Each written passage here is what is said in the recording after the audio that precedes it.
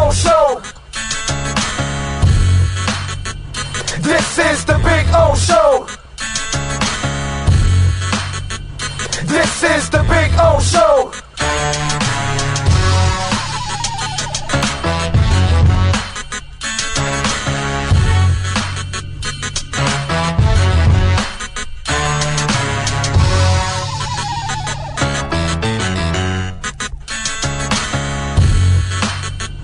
This is the Big O Show.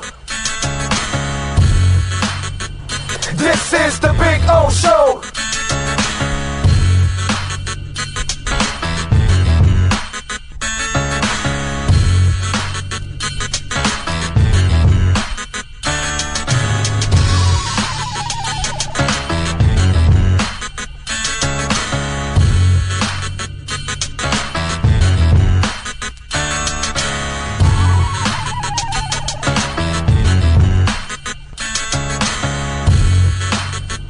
This is the Big O Show.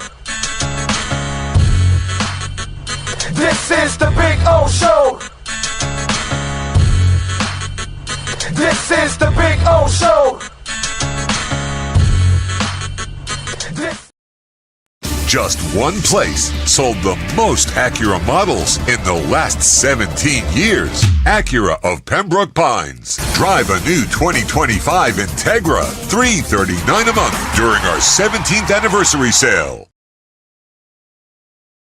When presenting an award to an employee, athlete, executive, or fantasy GM, make sure you call Orvieto's Awards and More. For 35 years, these custom award specialists have been providing plaques, trophies, custom framing, while providing state-of-the-art laser and computerized engraving, UV printing, and glass crystal etching. They do all their engraving and printing in-house for quality control. Call Charles at 305-949-8098 or visit them at orvietosawards.com. Orvieto's Awards and More, where recognition is rewarding. For over 16 years, EJDconstruction.com has provided South Florida residents quality craftsmanship, accurate project management, and exceptional service. That's why EJDconstruction.com is an A-rated member of Angie's List and the Better Business Bureau. When you're looking for the right custom home builder for additions or home remodeling, please call my friend Eric at 305-433-4843. That's 305-433-4843 for EJDconstruction.com.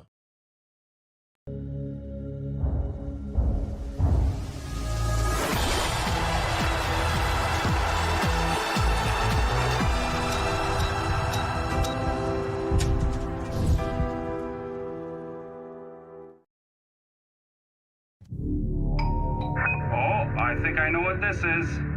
Houston, we have a package. Hello?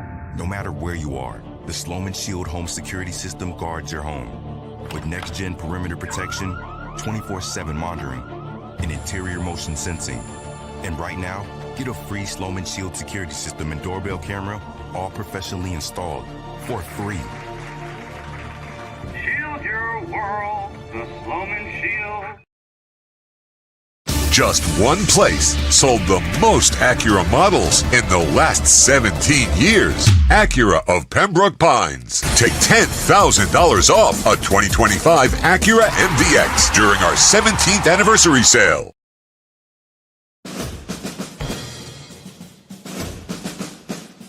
It starts every morning before the sun comes up. Projects are laid out. Plans are made. Equipment is fueled and loaded with inventory to handle all service requests. Orders are given to an army of skilled landscape maintenance professionals, certified arbor trimmers, irrigation technicians, and licensed pest management experts who fan out to communities and businesses all over South Florida. Experienced, on time, and dependable. Our staff is fully trained, licensed, and insured. Contact us by phone, email, social media, or through our website to answer all your landscape questions. We are Cutter's Edge. Total Landscape Solutions. After 40 years, the Big Cheese Miami is still producing great Italian food. They started in 1984. Since then, they've been winning awards while being voted the best inexpensive Italian restaurant in Miami. Visit them for great food, amazing service. Witness the decades of Cane's memories. The walls are like a Miami Hurricanes Hall of Fame. The Big Cheese delivers anything on its menu or party platter menu to your home, office, or even a park for a picnic. Located at 8080 Southwest 67th Avenue, Miami. Call 305-662-6855. TheBigCheeseMiami.com, where they serve large portions at family prices. It's big. It's gigantic. It's the Toyota of Hollywood Super Sale. Over 2,000 Toyotas from just $17,988. Like a Corolla LE, not $24,000, $17,988. Buy with 0% financing, 0 down. Join the fun and get a super deal at Toyota of Hollywood, the #1 volume Toyota dealer on 441 between Hollywood Boulevard and Sheridan Street. Open till midnight. South Florida, listen carefully. Osmani Garcia with Omega Realty Group is changing the game. He's not just listing homes. He's guaranteeing to sell yours in 30 days or less, or he'll buy it himself. No excuses, no delays, no fine print games. This is real. If you're serious about selling, call 305-440-1990 and see if your home qualifies. Osmani Garcia delivers results. Osmani Garcia, the home of the 30-day sale guaranteed, where guarantees are backed by action. Call now, don't wait. This market won't wait for you. Restrictions apply. Call 305-440-1990.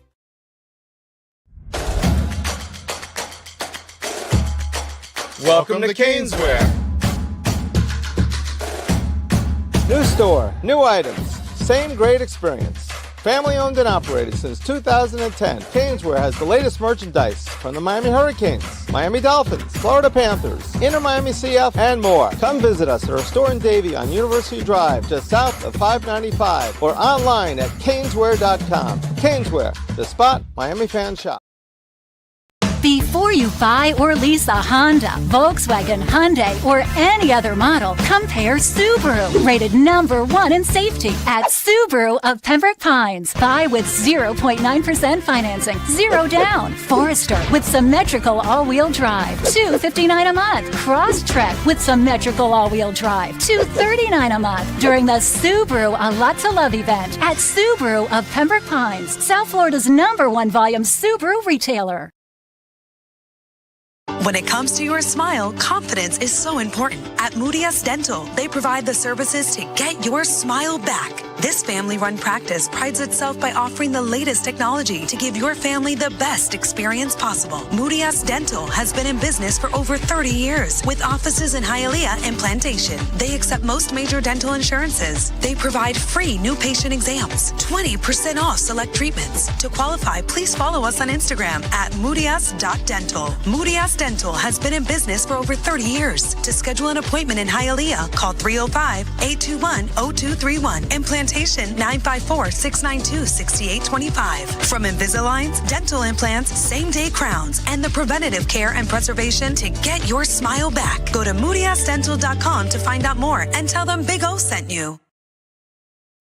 If you're looking to take your home or business to the next level, then RM Contractors can assist you. RM specializes in new residential turnkey, new commercial turnkey, home and office remodeling. Call them for free estimates. Serving all of South Florida, licensed and insured. Call Ray, 305-345-3649. You work hard to create the perfect atmosphere. You dream it, we'll build it. RM Contractors, 305-345-3649 or Instagram at RMC Fisher Island. Hi, this is Jeff Welt from Welton Rayom. Dan and I have been in business together for over 22 years. We're not your typical lawyers. When Dan's not working in the office, he's flying his stunt plane. When I'm not in the office, I'm either getting tattooed, bowling, riding a motorcycle, or going to concerts. We might not be your typical attorneys, but we are aggressive attorneys, and we'll do whatever it takes to get you what you deserve. Consultations are always free, Call us anytime, 24/7. Welton Rayom can help. Just one place sold the most Acura models in the last 17 years. Acura of Pembroke Pines. Drive a new Acura ZDX, $439 a month during our 17th anniversary sale. The viewpoint, statements, or beliefs expressed on the following program by the host, guests, or callers are not necessarily the opinions of FantasyXS.com, Media Group Inc. ownership, management, sponsors, or website. When it comes to South Florida sports teams, very few in the media have witnessed, lived, and covered it like the Big O. Let's start the program dedicated to your favorite South Florida teams with a passion that's unmatched. The Big O Radio Show is on. Here's the Big O.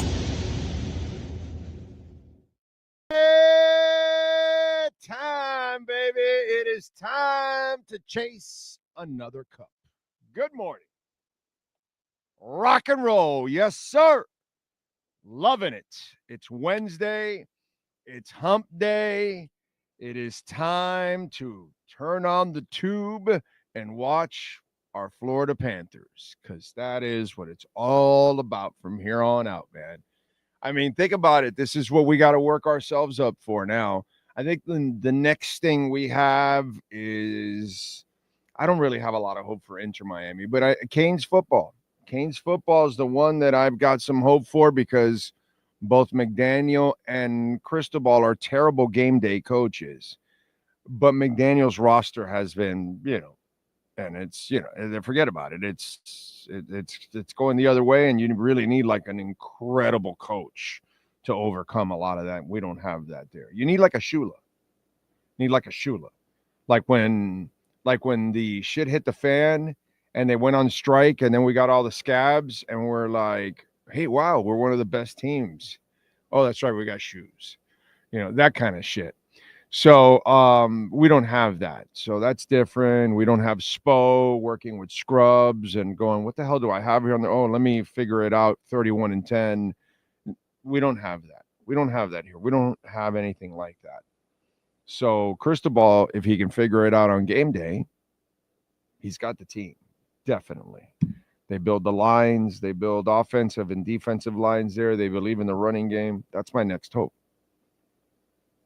Obi-Wan Cristobi, you're my only hope right now in football, to be quite honest. Okay, I need Mario to kind of figure it out during game day. So I don't have any hope for the Heat. The Heat, I didn't have any hope last year anyways. It's kind of like, it's all right for like Dolphin fans freak out, but I've been feeling like this about the Heat, and I get it. Heat fans, whatever.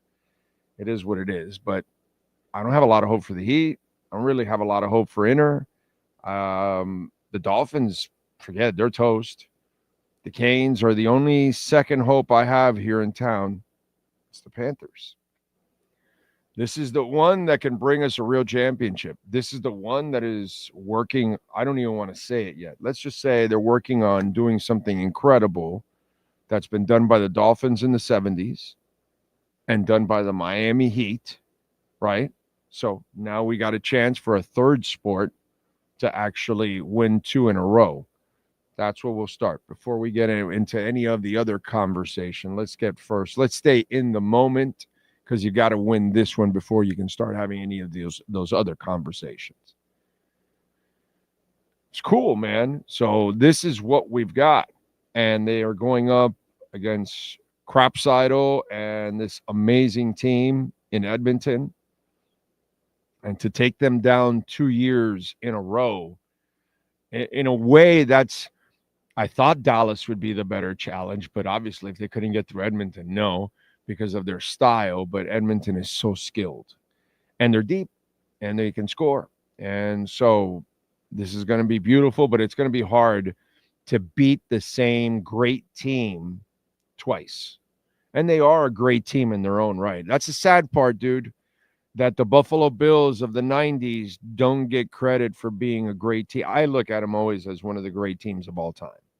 I don't know if they didn't win a Super Bowl. When you get there 4 in a row, you're legit. You should have won one. One was yours. Saying, or I'm back now? Okay. They should have won 1 out of the 4 with Norwide, but the other 3 they legitimately lost. And I still consider them a great team, but if you don't win it, you don't get that credit. You know what I mean? And that's not fair to Edmonton. That's really not fair because they are a great team. You know? So it's just, let's hope that our great team overcomes and wins. And, you know, by getting there 3 years in a row, the mental toughness of this team is amazing. And to hear Kachuk say that, you know, I'm hungrier for this. I want this. I want to, you get greedy. And that's what you want. You want a team that is, because once they get greedy, they will sacrifice for each other. They're going to take a little less because they want to keep it going, you know, and these guys have been together a little bit here, and it's pretty special for all these kind of guys that have been around, you know, for a couple of years throughout all of this. So it's really, really cool, man. So tonight is really special for us in South Florida because we don't really have a lot of teams. We have the Fort Lauderdale United in the playoffs on is it Sunday, I think? When do the ladies play? I think the ladies play Sunday night in Carolina at 7. So that's our other pro team in the playoffs right now. So really it's the Panthers are our only real legit team. You know, we're hoping that the Canes can finally take that step forward. They've got the tools for it. That's for damn sure. They do what the Dolphins don't do. They build up those lines. And that's where I got Cristobal does everything perfect, dude. Everything except game days. It's really frustrating. It's really frustrating. So enjoy what's going on with the Panthers, because the reality is today is day 18,727 that the Dolphins have not lifted the Vince Lombardi trophy today. Day 18,727. So enjoy the Panthers. Okay? Enjoy the Panthers in a big time way. That's what I can tell you. What do we have here on the chat board? Jamie Zorrilla. He's in Barcelona, España, and he's staying connected. Pues sí, Vasco. We love it. I hope everyone had a great week. Remember to smash the like button, people. Thank you. Thank you, Jamie. Whether he's in San Jose or whether he's in Spain, he is watching and tuning in from one continent to another. It's a beautiful thing. There you go. I love it. We go from Spain to Jeff in Long Island to then back to NorCal out in the West Coast. It's crazy. Thank you all out there, all over the world checking in. It's a beautiful thing. Cosa, buenos dias to you, sir. One-Eyed Jack, good morning. Big Johnson, check it in. I bet, by the way, this is my bet for tonight for the Panthers. Okay? Because it's plus 110 to bet just to flat out the game. And I'm going to do that. I'm going to put a small bet on that. Oilers are minus 130 on the straight up on the money line. Dude, I took a neck blast. Defenders score all the time for the Panthers. Ekblad is one of those. I was thinking of maybe dropping a couple dollars on Forsling because that son of a bitch has got a slap shot that is just a rocket. But Ekblad is going to be on a lot. And you have to worry so much. That's why our defenders score. That's why our defensemen score, because you've got to worry about everybody else. So they get it. So it's plus 575. And, you know, you can go get the top guys, but the odds aren't great. They're not like, phenomenal. Plus 575, you know, that's nearly a 6X. I like that. Value because it's our team. I don't know every other team well, but I know that our team, our defensemen score. And so I know it's potluck. I don't know which one. They're all not going to score on one night. So you've got to pick the right one to score. So I figured I'm going with Ekblad, with an Ekblast. That's what I'm going to do. So I don't know about you guys. I mean, let's see. I'm going to pull it back up again on the remember Hialeah. Pull it up there, Sean. We can give you $100. Okay? If you haven't done it yet, you hear me talk about it all the time. Even if you have a Hard Rock account, you go through this QR code and you open it up with a different email, different phone number, whatever, and you make a bet, you'll get $100. So, let's go. Let's go. You got the NBA finals, you got the NHL finals going on now. So let's do it, man. Goals, here we go. Like Reinhardt, plus 180, Kachuk, plus 185, Barkov, plus 210, Sam Bennett, plus 210, for Hagee, plus 220. How does Ira Winderman pick Tyler Hero over Carter Verhaeghe? How? Brad Marchand is plus 275. My boy Lundell is plus 350. Rodriguez plus 350. Those aren't bad. Those are pretty good. I was thinking of Lundell or Rodriguez. But then I got to Ekblast at 575. Seth Jones is 650. Okay. And then this is the one. This is the other one that, and I still may pull the trigger. Gustav Forsling plus 850. That's the one that I'm looking at going, that's kind of, value there. Okay. So, I don't know. Nate Schmidt, by the way, who it's a wild card completely. It's plus 1,200. But I kind of like the Ekblad one. Did you like any of those, Sean? Did any of those entice you at all if you were going to bet one tonight for a goal scorer?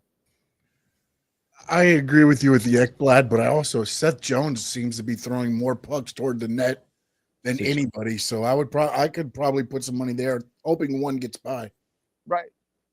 And isn't there a good chance that one of the defensemen scored today? I mean, there's a very good chance. I would say 2 defensemen score today. Wow. Look at that. So I probably will take the Panthers straight up in the money line a little bit there.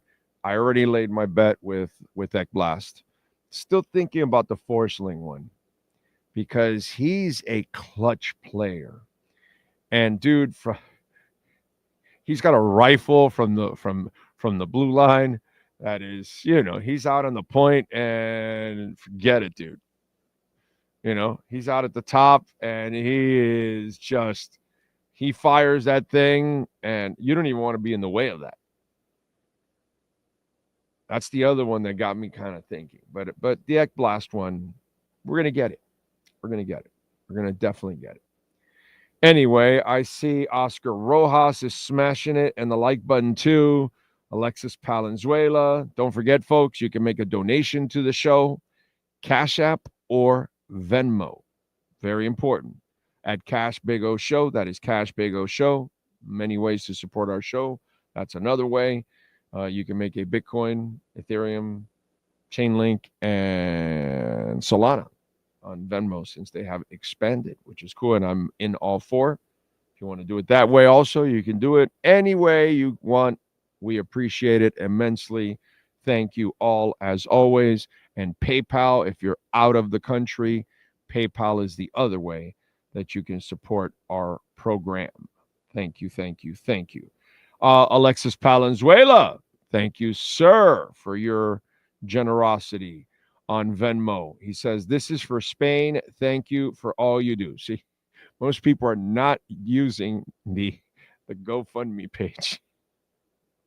They're sending it through PayPal. They're sending it through Cash App. They're sending it through Venmo. Either way, it doesn't really matter. We appreciate it immensely.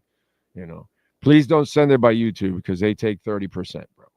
You know what I'm saying? That doesn't help us as much. You got to send it the other way.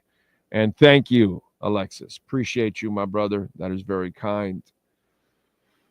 What else do we have? Dolphin Dave. Thank you, sir, for tuning in. As always, Juan Rosa. David Furones will join us at the bottom of the hour. Jay Gelfin going for those Panthers. J-Town in the house, tuning in from Alaska this week. We're like Sagua Fair. We're everywhere. Holt Beauchart. If the Dolphins dump Jonnu Smith, a high-class person and athlete, for nothing less than a first round, well, they're not getting even a second or a third. Okay? I'll be moving on from the Finns and the NFL. Don't plan on picking up another NFL team. Expect a fourth rounder or less.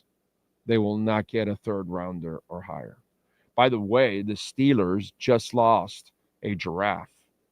They lost Donald Parham, a product of the XFL, I believe it was, one of those offset leagues he came out of because he's tall and lanky, and he kind of developed and made a name for himself. The poor kid tore his Achilles yesterday. And don't I tell you guys all the time, mini camps, all this bullshit, all I want is what? I just want every Dolphin to walk off the field healthy. If that happened tomorrow when they go back, that's all I give a shit about. I don't care about any stupid things that they do in mini camp. You guys know I don't get excited where they start, well, Albert Wilson's looking phenomenal, and the other guy that they did last year with the dreads, like, oh, and it's like, yo, dude, it's practice. Relax. The white cornerback. Oh, he was going to be phenomenal. And where'd he go? Erica Ezukama tearing it up always in training camp. Where is he? You know, it's just there's too much of that, and it's like, wow. Chill. Anyway, so Holt, you already quit on the Dolphins. Okay. I'll be locked in, watching every play, every game, and I know they're going to suck. So I'm different than you, than a lot of you guys out there. I'm a fan no matter what. Okay? I'm a fan. Period. And I'm going to watch. It's my team. I will suffer. I will deal with the good. I will deal with the bad. But I will deal with the bad in reality. I will not lie to myself to try to make myself feel better and hide from, I'm not doing that. And I don't do that on this show. I just don't. So I'm not going to create a false reality for you either. That I'm not going to do. So if you need that, this is not the show for you. We'll talk about stuff when they deserve to be talked about it well, and if they deserve to be ripped, it's what they're going to get, dude, until they fix it.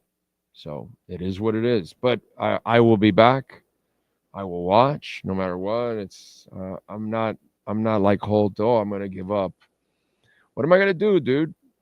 I enjoyed the great moments.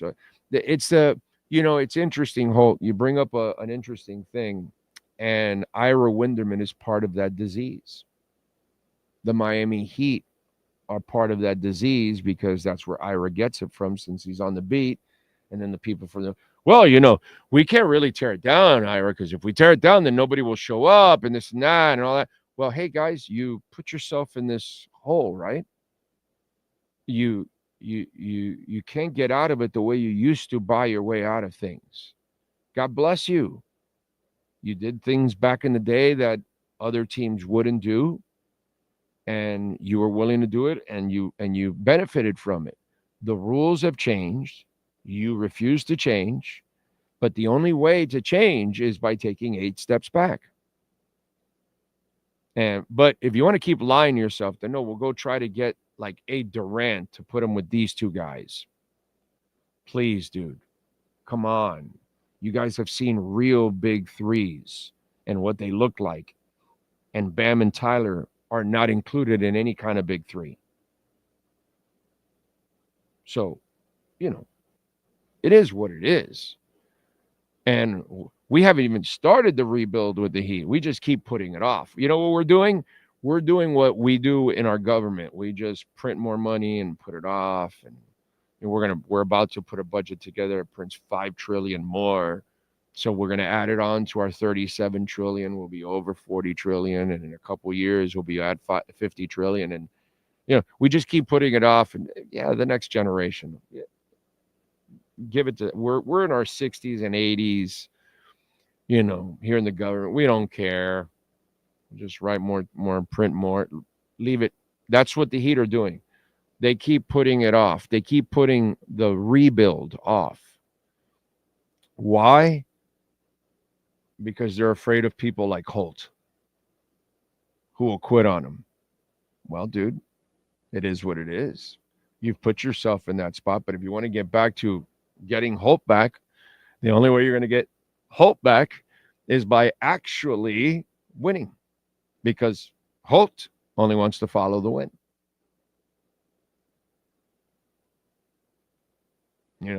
I'll be here. I started with you, Miami Heat. I was your season ticket holder the first 4 years of your existence. Talk about fucking losing. Still here. Not going anywhere. Not going anywhere. Would you like me to take out the plastic Bacardi glasses I got in the first year? The clackers? You want me to take out all the shit I got from the first? I got it all. I got all the giveaways. I still have everything. I could make an entire Heat just giveaways of the first 4 years. That would be, actually, it might be valuable to real Heat. It's not going to, what Ira says, if you're a fan, you're a fan, bro. Like, I'm married to my wife. I was with her 6.5 years as boyfriend, girlfriend. Now we're 31 years married. You have highs and lows. I'm in a hospital. She's been in the hospital. People have died that we love. We lose dogs, financial issues. We go through everything. A daughter, raising, everything. Life. What do? Give up? No. But you talk about it, right? And then you try to resolve your problems. That's what you try to do in life. Okay, no, I got to get a job here, or I got to pay this bill, or I got to work here, I got to take my daughter there, I got to just, fix this, whatever. You do. That's what you do in life, right? There's ups and downs. That's kind of part of a relationship. Well, our relationship with the Dolphins has been a down for a long freaking time. I get it. But there were good times. And I'm still here. And the Dolphins don't give, and the Heat have given us way more than the Dolphins have in the last 40 years. And we're only talking 25 for them. So they gave us good. We got to deal with the bad. The Heat never give us any real bad. So if they got to take a couple steps back and you quit on them, you're a piece of shit, quite frankly. What the Heat are afraid of, those people, you don't even want them back. You don't even want them back. If anybody wants to give up on the Heat because they actually have to do what's responsible, what's right, that's ignorant. You're just as ignorant as they are right now, because that's what's permeated for the Miami Heat. Ignorance. And then the billionaire puts it out that, oh, well, no, we can have a complete reset. Everybody will abandon us, and I won't sell as many tickets, and I may not have as many profits, because he's still going to cut a profit even if a lot of people don't go. The television money will put you over the top every single time. Give me a freaking break. And if you're taking 8 steps back, you're not paying stars, so your salary isn't out of control. So give me a break. Okay? And if you don't want to come back to the Heat, you suck. You suck. because they've given you a glorious 25 years under Pat Riley, and they're entitled to take a couple of steps back. The goddamn Miami Dolphins have done it 87 times in the last 40 years and nothing is ever accomplished from it. At least that franchise accomplishes things a lot. There's a lot of banners, there's a lot of accomplishments, there's a lot of Hall of Famers, all that kind of shit. None of that goes on with the Dolphins. Yeah, a couple Hall of Famers, whatever. That attitude that the Heat throw out there and their writers rewrite all that shit and all that, that's crap, dude. Crap. Absolute crap. It's embarrassing that you would put out that story that, oh my God, if we reset, people will leave us. Well, so be it. So be it. As Christian Slater would say in Pump It Up, so be it. Come on, man. Should we print $5 trillion now in the next couple of years and add to our debt and add it to our kids? No. But we want to keep doing the wrong thing. Same thing as the Miami Heat. You want to go chase that stupid free agent? Is that really going to put you over the No, it'll be at least that we're competitive. You're a fraud is what you are. You're not even trying to win a championship. You're just trying to sell competitive. And then you want people to go buy tickets for that. Isn't it worse to try to sell a fraud? Because that's what you're doing with the Heat now. You're a bunch of frauds. You're not going anywhere. You don't have the team. You haven't had it. You've overachieved when you did do it. So it was all done with smoke and mirrors. There was no substance behind any of those runs. It's just you fans out there and some of the media, you bought into the apple, you got poisoned, and you actually thought that was real. I never understood that part. I never thought that was real. I just thought it was great fortune and let's enjoy it, but that's about it. That's all it was. There's nothing substance there. Come on, give me a break. Got a couple of breaks and things happen, and that happens in sports sometimes. Doesn't mean that you're really the best or you belong there.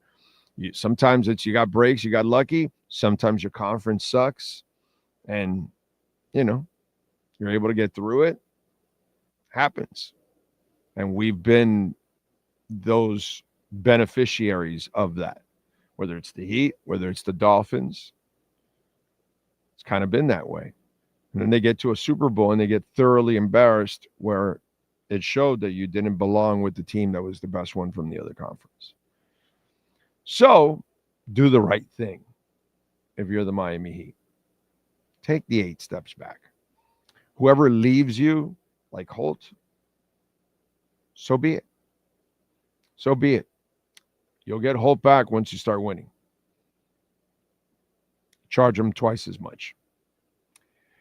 Let's see, what else do we have? Skylar Tipton, Lenny Pena is in the house. Wow, I counted 203 ums and ahs during McDaniel McDoofus's 18-minute press conference. Someone get that guy a speaking coach. Yeah. And then the shit he just rambles on about for he's just thinking. He's crafting answers in his head. So the ums, ahs, and knows are the things that kind of extend it so he can think of something else he can add to it. It's comical. It really is. It really is. Let's see. What else do we have? Ty in the Bronx. Jay Gelfin. I mentioned the ladies. I didn't forget the ladies. I never do. Let's see. Sam the Man. Good morning to you, sir. Brian Radke. Good morning. Let's see. Rosendo, good morning, Big O Nation. Glad another school year came to an end, and I'm proud of my students this year. They scored a 70% passing rate on the U.S. History State Exam. That's awesome. You should make sure that Jimmy Kimmel runs into them on the street. Let's see what else. Juan Rosa, whatever the outcome, this is going to be an awesome competition, competitive rematch. It's going to be historic for both teams. Agree. Only Tua can save. No, nobody can save McDummy, because if you don't have dominant offensive and defensive lines and a dominant running game, you can't save Tua, and you can't save. Nothing saves McDaniel. Let's be honest, because he's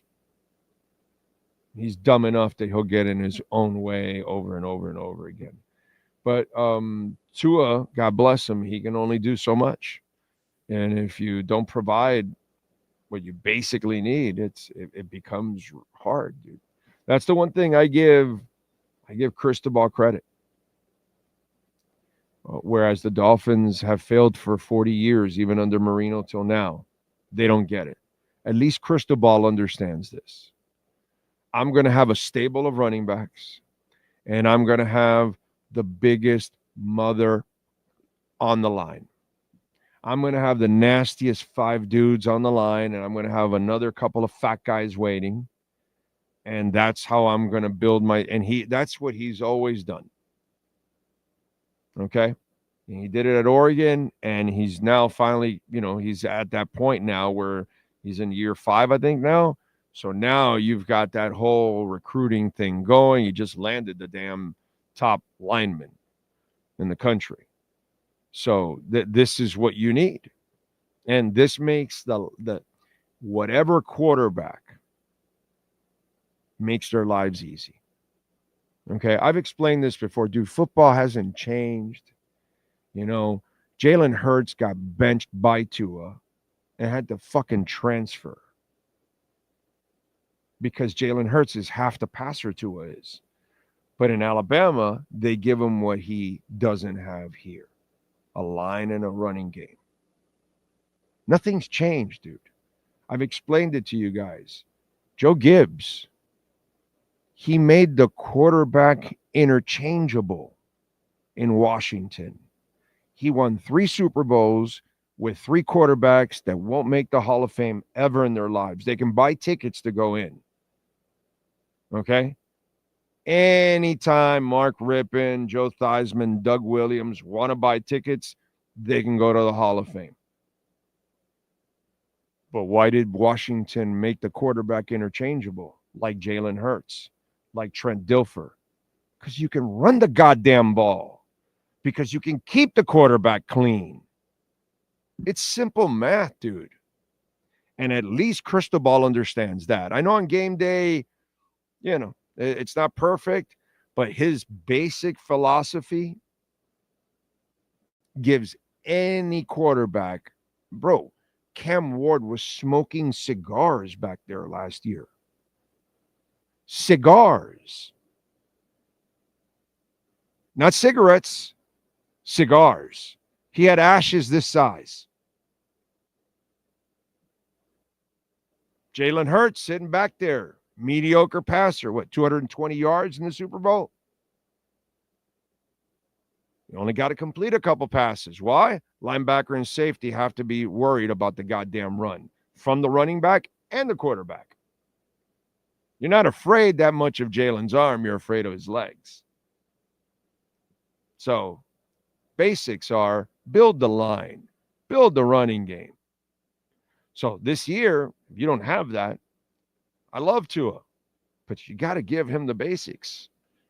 You know what I mean? And if you can't run, you can't punch somebody in the mouth, it's just hard to win in this league. And then if you can't do that, then you're going to need a freak of a passer. Tua's an exceptional, accurate passer, but he's not a freak. He's not a John Elway. He's not a Mahomes. He's not a Marino. He's not one of those all-timers that we see every once in a while. He's a Drew Brees. He's a Bob Greasy. He's a Phil Simms. He's the guy that is super accurate and smart and all of that, but you better block for him and you better run the ball. It's really elementary. And I'm glad that Cristobal at least understands that part thoroughly. So any quarterback that plays for him is going to love it, dude. It's going to love that he's like a baby in a cradle being taken care of all the time.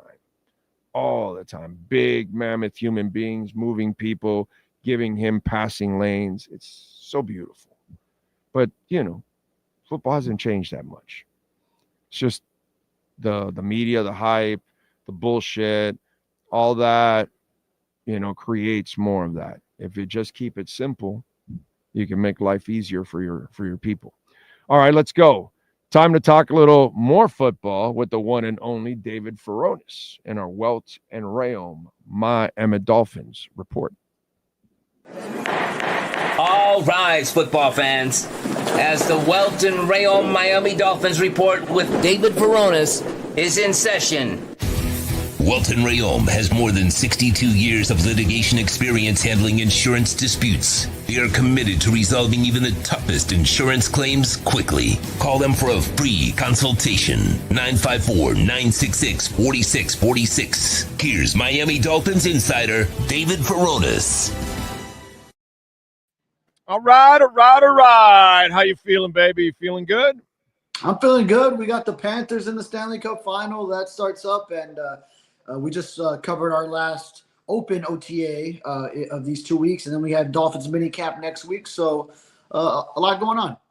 All right. And let me ask you, yesterday I was tripping out with one of your posts because Tua, I get it. You have to. Tua's the thing that draws to everything. So Tua throwing the ball in the rain and having no issues and all that. And to me, that video was more about Malik actually catching the ball. And to me, that's what I would have asked you.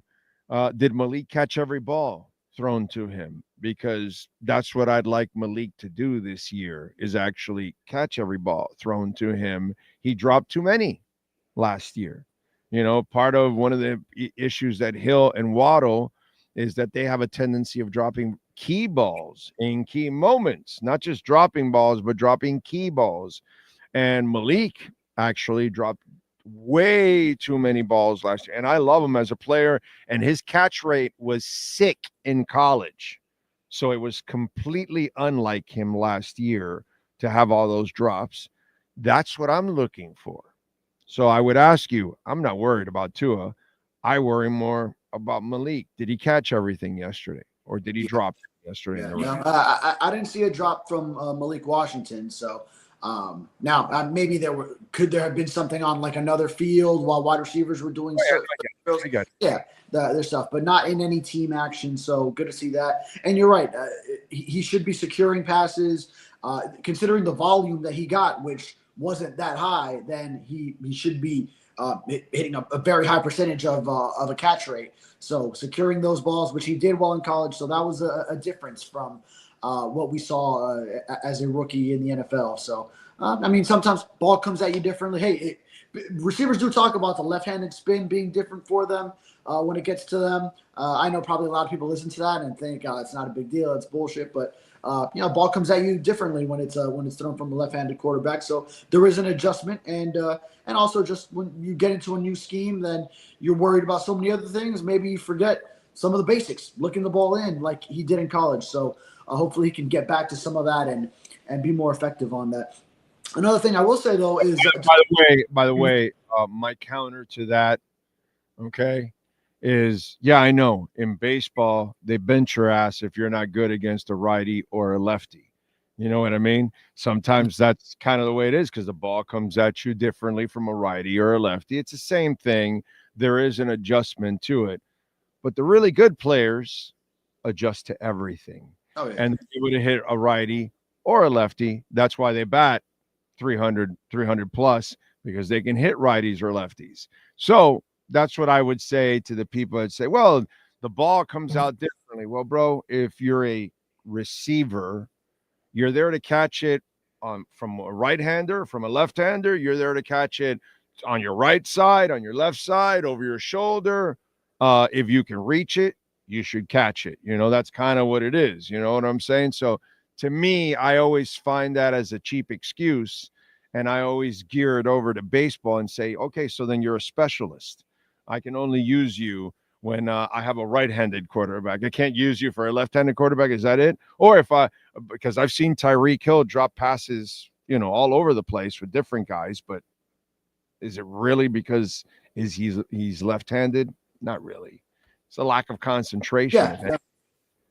Yeah, no, and especially once you've practiced so much with the left-handed throwing quarterback, then you have to be able to adjust and be used to that spin. And we're not talking about a left-hander that throws a rifle. We're talking about a left-hander that throws you Charmin.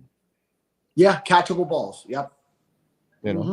Yeah. The other thing I was going to note, just because my mind took me to this place, was from listening to Jalen Waddle talk yesterday. He was mentioning how Robert Prince, the new wide receivers coach, he's so big on hand-eye coordination drills, and that's why Jalen Waddle was talking about how he took up juggling. Because Robert Prince, that assistant coach, is trying to get him to do that in order to work on that hand-eye coordination. He was very proud of himself.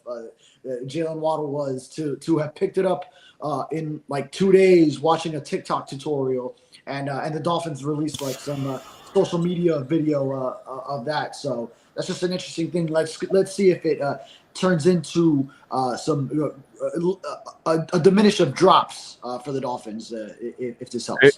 Again, concentration. It's up to them not to have that. Here's another thing, and we can have a conversation about this.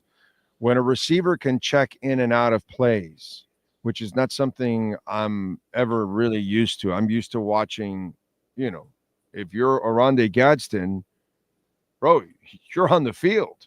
He doesn't want to come off the field. He'll be off the field when the defense is out there, when the special teams is out there, when there's a timeout, when it's halftime. You got plenty of time to rest.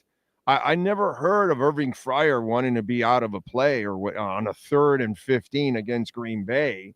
I've never heard of anything like that with a top-tier receiver. They're so selfish and so self-centered normally. They want to be there on those kind of moments. And not only do they want to be there, they want to get the ball. So to me, when players can check in and out like that, it also allows them mentally to check in and out. And so then you got to turn it on, turn it off. And I find that to be a little disruptive mentally. I would have my top receivers never resting. They can, if they need to rest, then they're not in shape, because in football, you don't run enough to be out of shape, especially a wide receiver. You're playing a few downs. That's it, dude. Then you go rest. You should have much more energy than that to last all the way through. I don't understand that. I really don't. Yeah, it's always perplexed me because you're in world-class shape, or you should be. You're a wide receiver, so you're already one of the more athletic. In fact, probably, for a lot of these guys, the most athletic. I know like some edge rushers are freaks with a combination of size and speed, but as far as just straight speed and what should be endurance at your size, then yeah, you should be some of the most athletic football players, let alone athletes overall. So I can counter with this. How come Sealer and Wilkins didn't come off the goddamn field? Right, as bigger guys who, sure, they're running shorter distances, but it's so high intensity, using so much power while also running. Go ahead. What are you going to say? That's it. That's Okay. it. You nailed it. Bro, you're fighting a 300-pound fat man. Yeah. Yeah. Down after down after, you're using way more energy than any receiver or tight end or anything like that. Is your left tackle coming off the goddamn field? Right. Is your right guard coming off the goddamn field? No. What do you mean you need a rest? That's this soft ass Mike McDaniel approach, dude. And this is in a system. This is in a system where the offensive linemen need to be athletic, because outside zone, they're getting out there and they're not just, sitting in a pocket or creating a pocket and stepping back in pass protection all the time. When they run block, it's get out to the outside, guards pulling and all that. And for big men, that gets you tired, gets you huffing and puffing after one or two plays. So I'm always surprised. I could understand when it's like 2-minute drill and a guy a wide receiver ran all the way down the field on the go route, and then it's like they gotta clock the ball, and he has to run all the way back. And yeah, that shit is, you're running suicides on the football field the whole length. But the only thing I would give you a break on that argument is if it's specifically the dude that has 9 catches, 11 catches, 180 yards, and it's the fourth quarter, and it's not the other receiver that has 62 yards and 4 catches. He should be fresh. I get that guy that's dead tired. But if both receivers or all three or whatever, none of them are really having an extraordinary day, you should be more than fresh and ready to go. If you have taken a beating and all that, and you had to carry the offense or whatever, I get that guy being tired.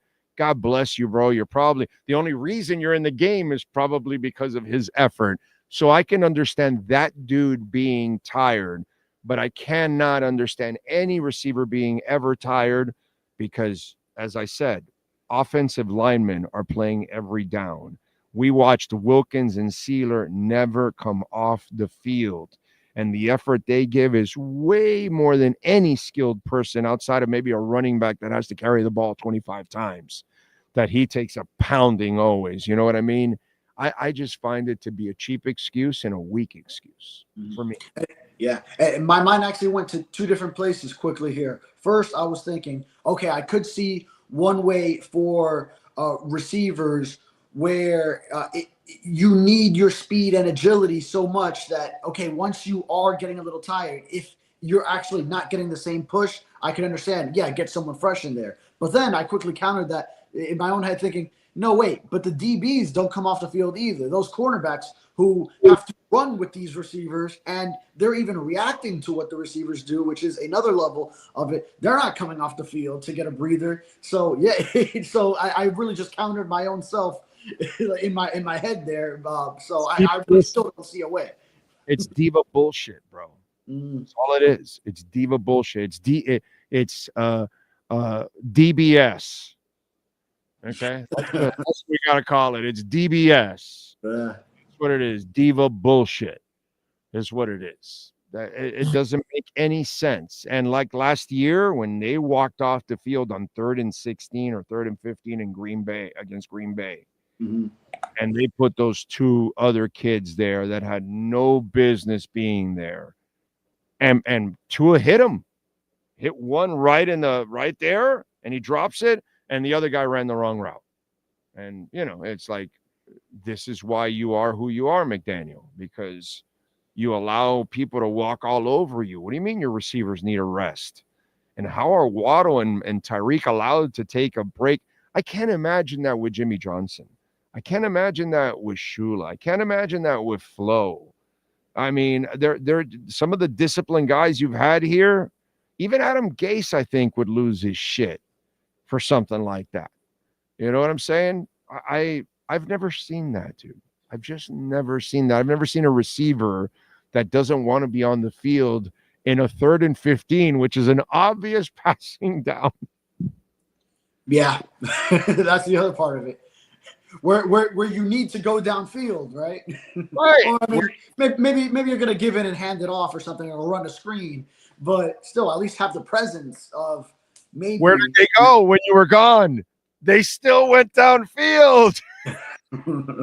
Yeah. To Grant Dubose. Yes. And right. They still, in another down, they tried it with the other idiot, and he ran the wrong route. Yeah. Like, there you go. It's like, come on, dude. And this is why you're a failure. You cannot. Leaders have to be, bro. What we're going to watch tonight. Do those guys ever want out with all the hitting and checking and slamming and everything for 3 periods, and they come back 2 days later to do it all over again? Do any of those guys ever want to rest? Ever?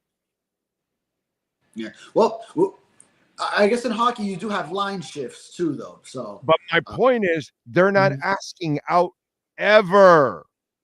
Those people can have broken bones, and they're gonna you have to drag those sons of bitches off the damn rink, is what I'm saying. These guys just they just walked off. Yeah, just walked off. I mean, it's actually a great discussion that they get to do things that the D linemen don't get to do, the offensive linemen, the D backs, all the stuff you talked about. None of those people can say, hey, I need a breather. None of them can do it. You can't take your top corner out.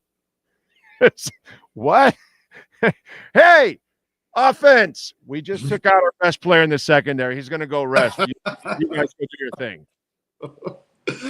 I'm imagining this in my head.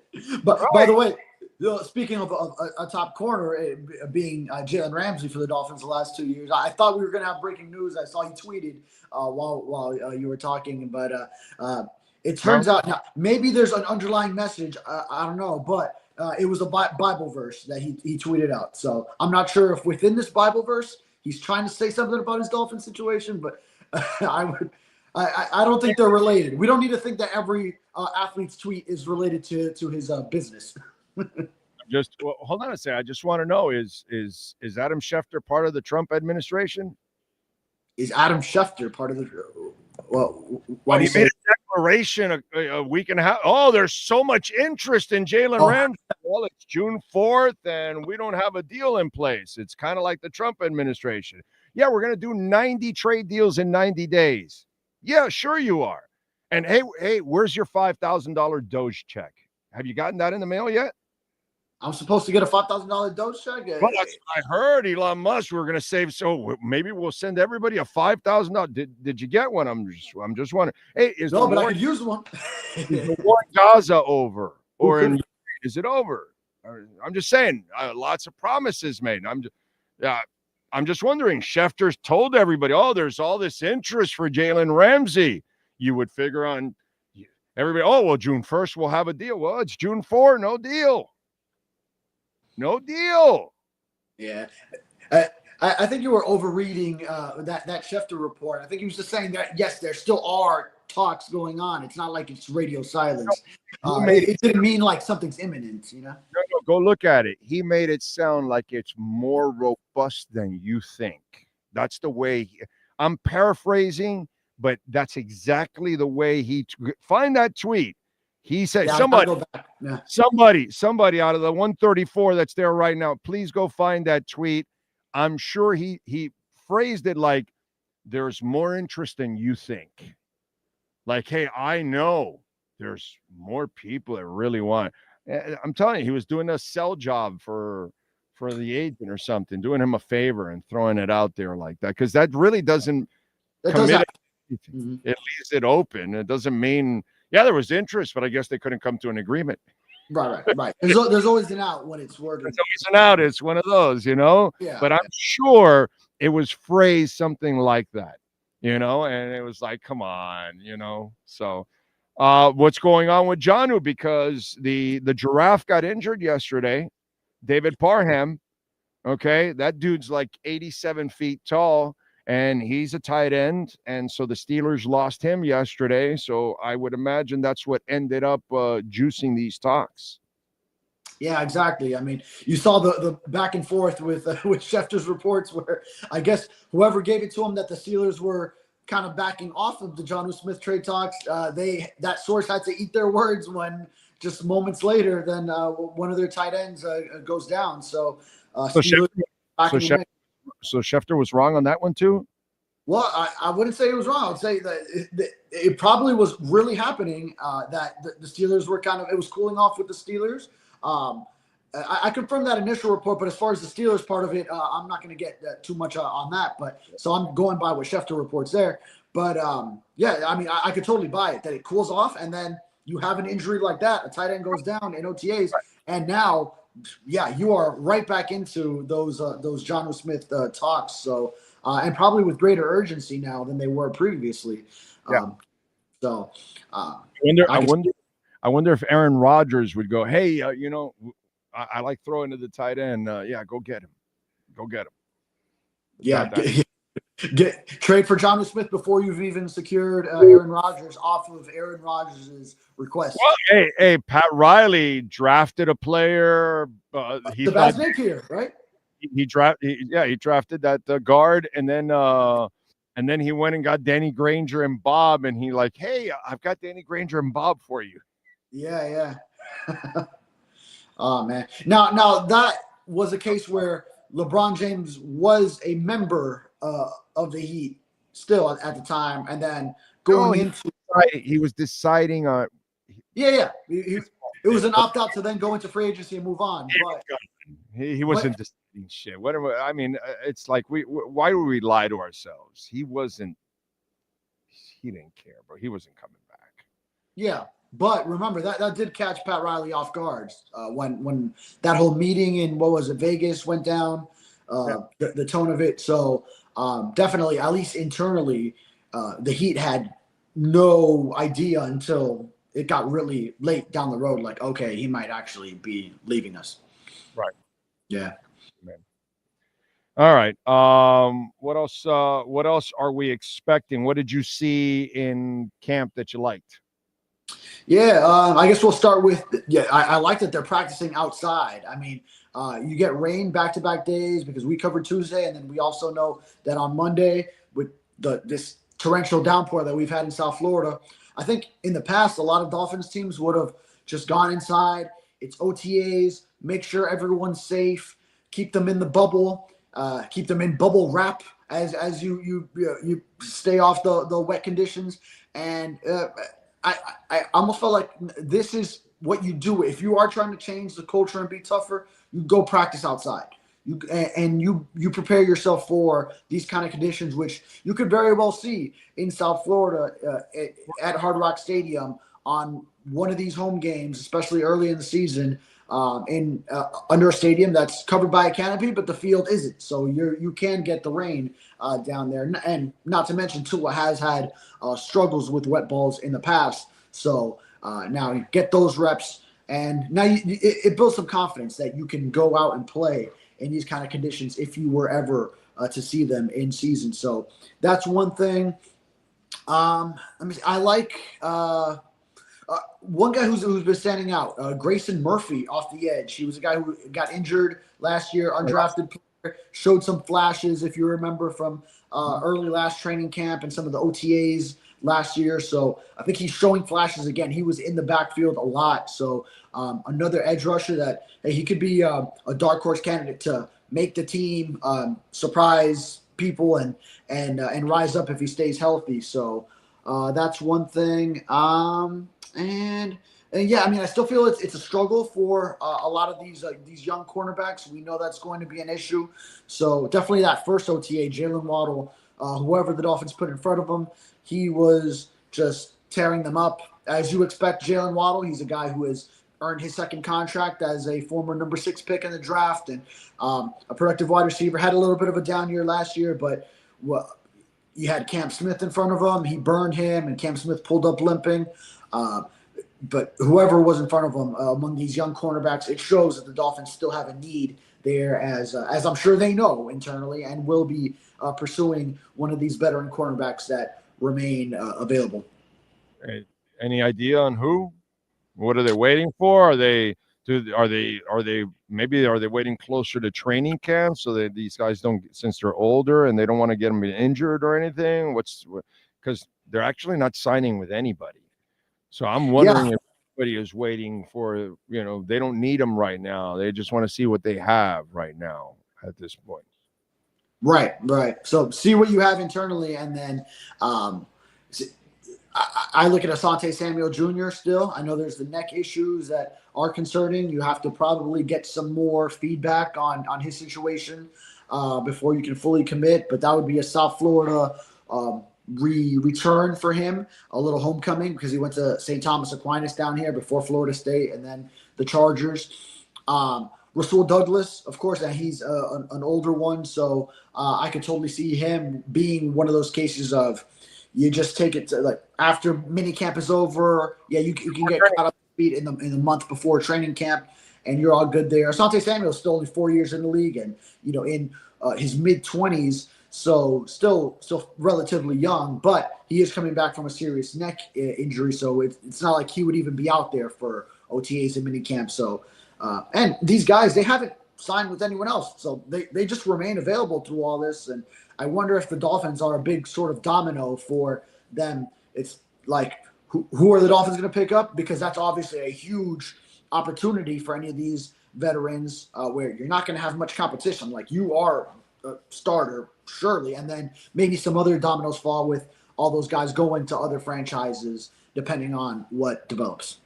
I expect that move to happen after these mini camps are done. And then bring them in, and then they check them out, all that. And then they give him the playbook, and then he's got a month before training camp starts. And then they start him with training camp, because these guys don't need mini camps.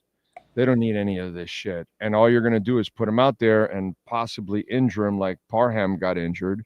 To me, that's all I give a shit about these mini camps. Did anybody get injured yesterday? No. Yeah, I would see someone maybe like run in, but then come back out. So, yeah, all good. And that's in an outdoor practice too. Even Cam Smith, he was back out there after he pulled up that first OTA, or the first one that was open for us to watch. So, yeah, that's good. Yeah, even he was back.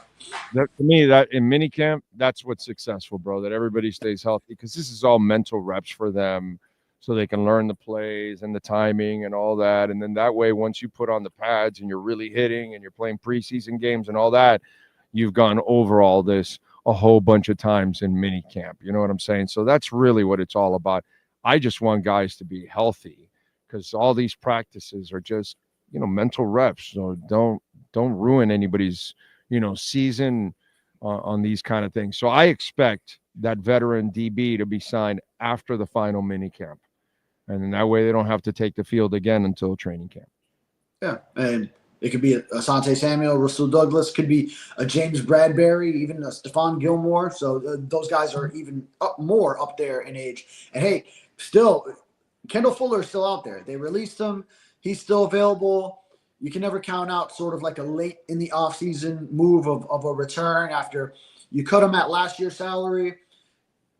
Maybe he doesn't find a spot, and then you can bring him back at a lower salary and save some money. So remember, like with Emmanuel Ogbah, that happened last year when the Dolphins had Shaq Barrett retire on him right before training camp. Ogbah was released just a few months earlier, and then they brought him back on to fill that need. And he actually had a decent season, and now actually earned a free agent contract with the Jaguars for Ogbah. So I guess don't count out Kendall Fuller just returning, as he would be an easier player to just get caught up to speed since he was already with the team last year in Anthony Weaver's defense. I just think it'll probably happen till after. By the way, true fan, he goes, can you ask Furones if McDaniel canceled practice so the rain and made a barbecue inside? He probably joined this late. He didn't cancel practice yesterday. He made him practice in the rain yesterday, so that was good. So no inside bubble practice overall. So we'll see. I was going to tell you. Your thoughts on McDaniel talking about playing young players and the fact, really, that I forgot which one of you guys asked the question about not having a lot of veterans on this team. Now you've lost a lot of veterans. And it's basically this team has to count on a lot of young players because they have no choice.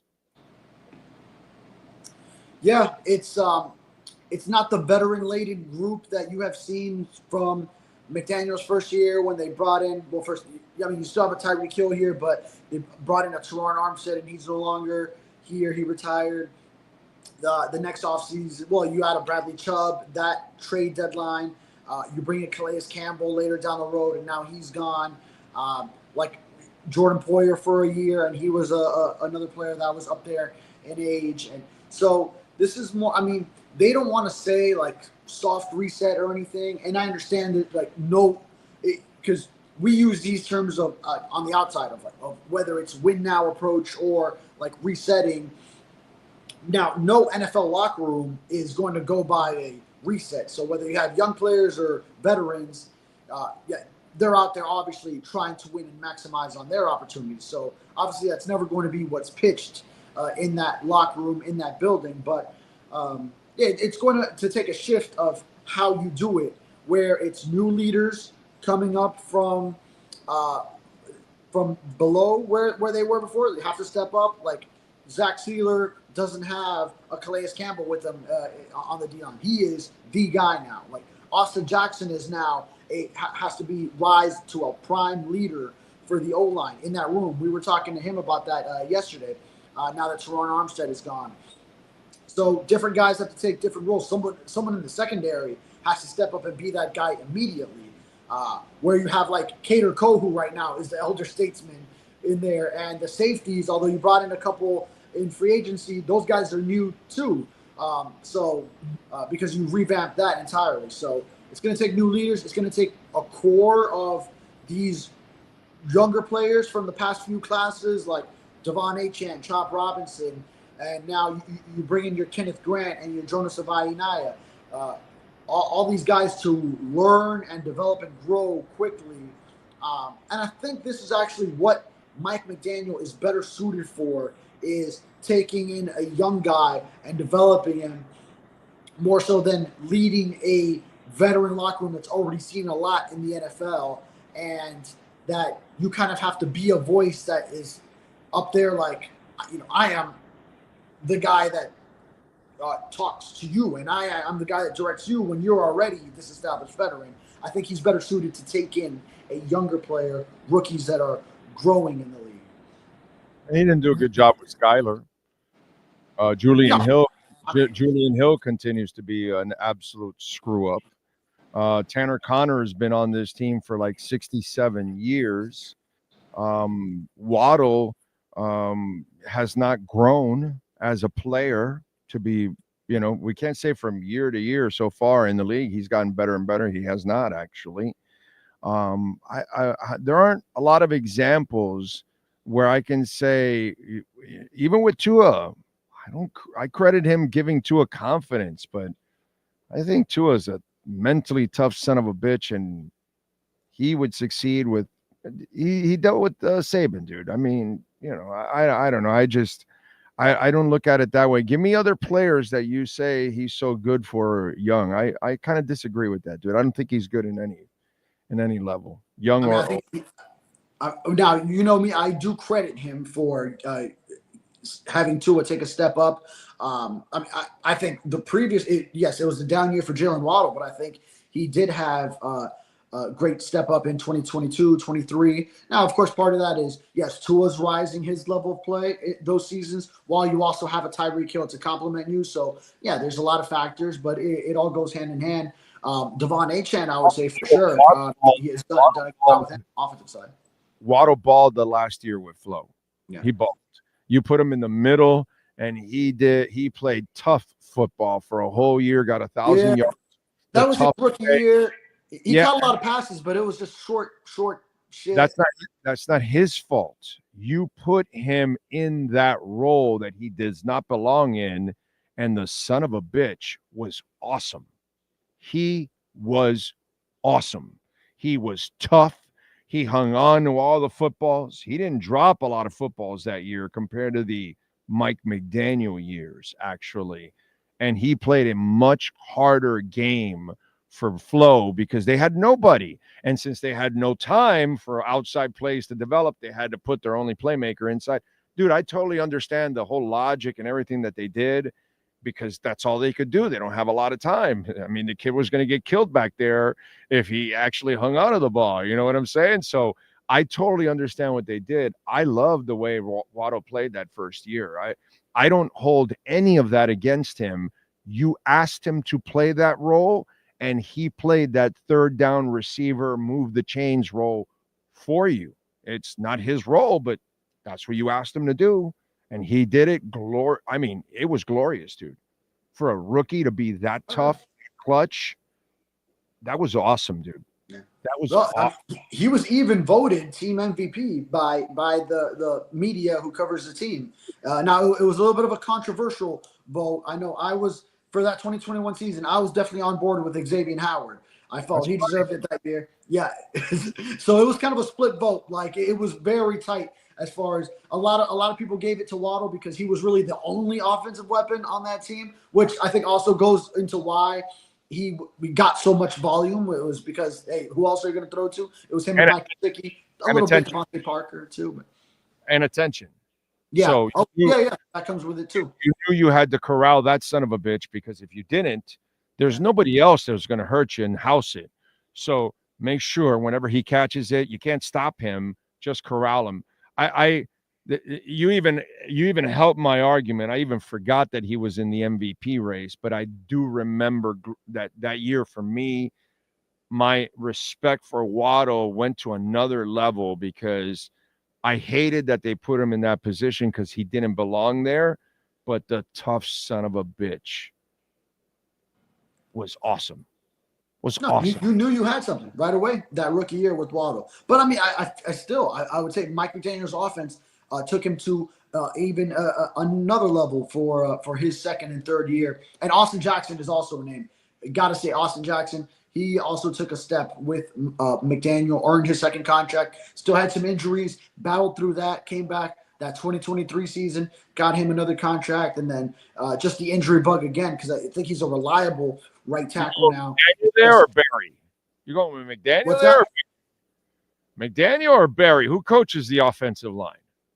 Go hand in hand, because it's McDaniel's system, and Butch Barry is McDaniel's hire too. And Butch Barry is the only offensive line coach to return back to the Dolphins for a second and now third season in ages. I mean, it was like every offseason before that, there would be a day where we write about the new offensive line coach and how many consecutive years it is that the Dolphins have a new offensive line coach. So finally, there's some stability at that role. What year is this for McDaniel?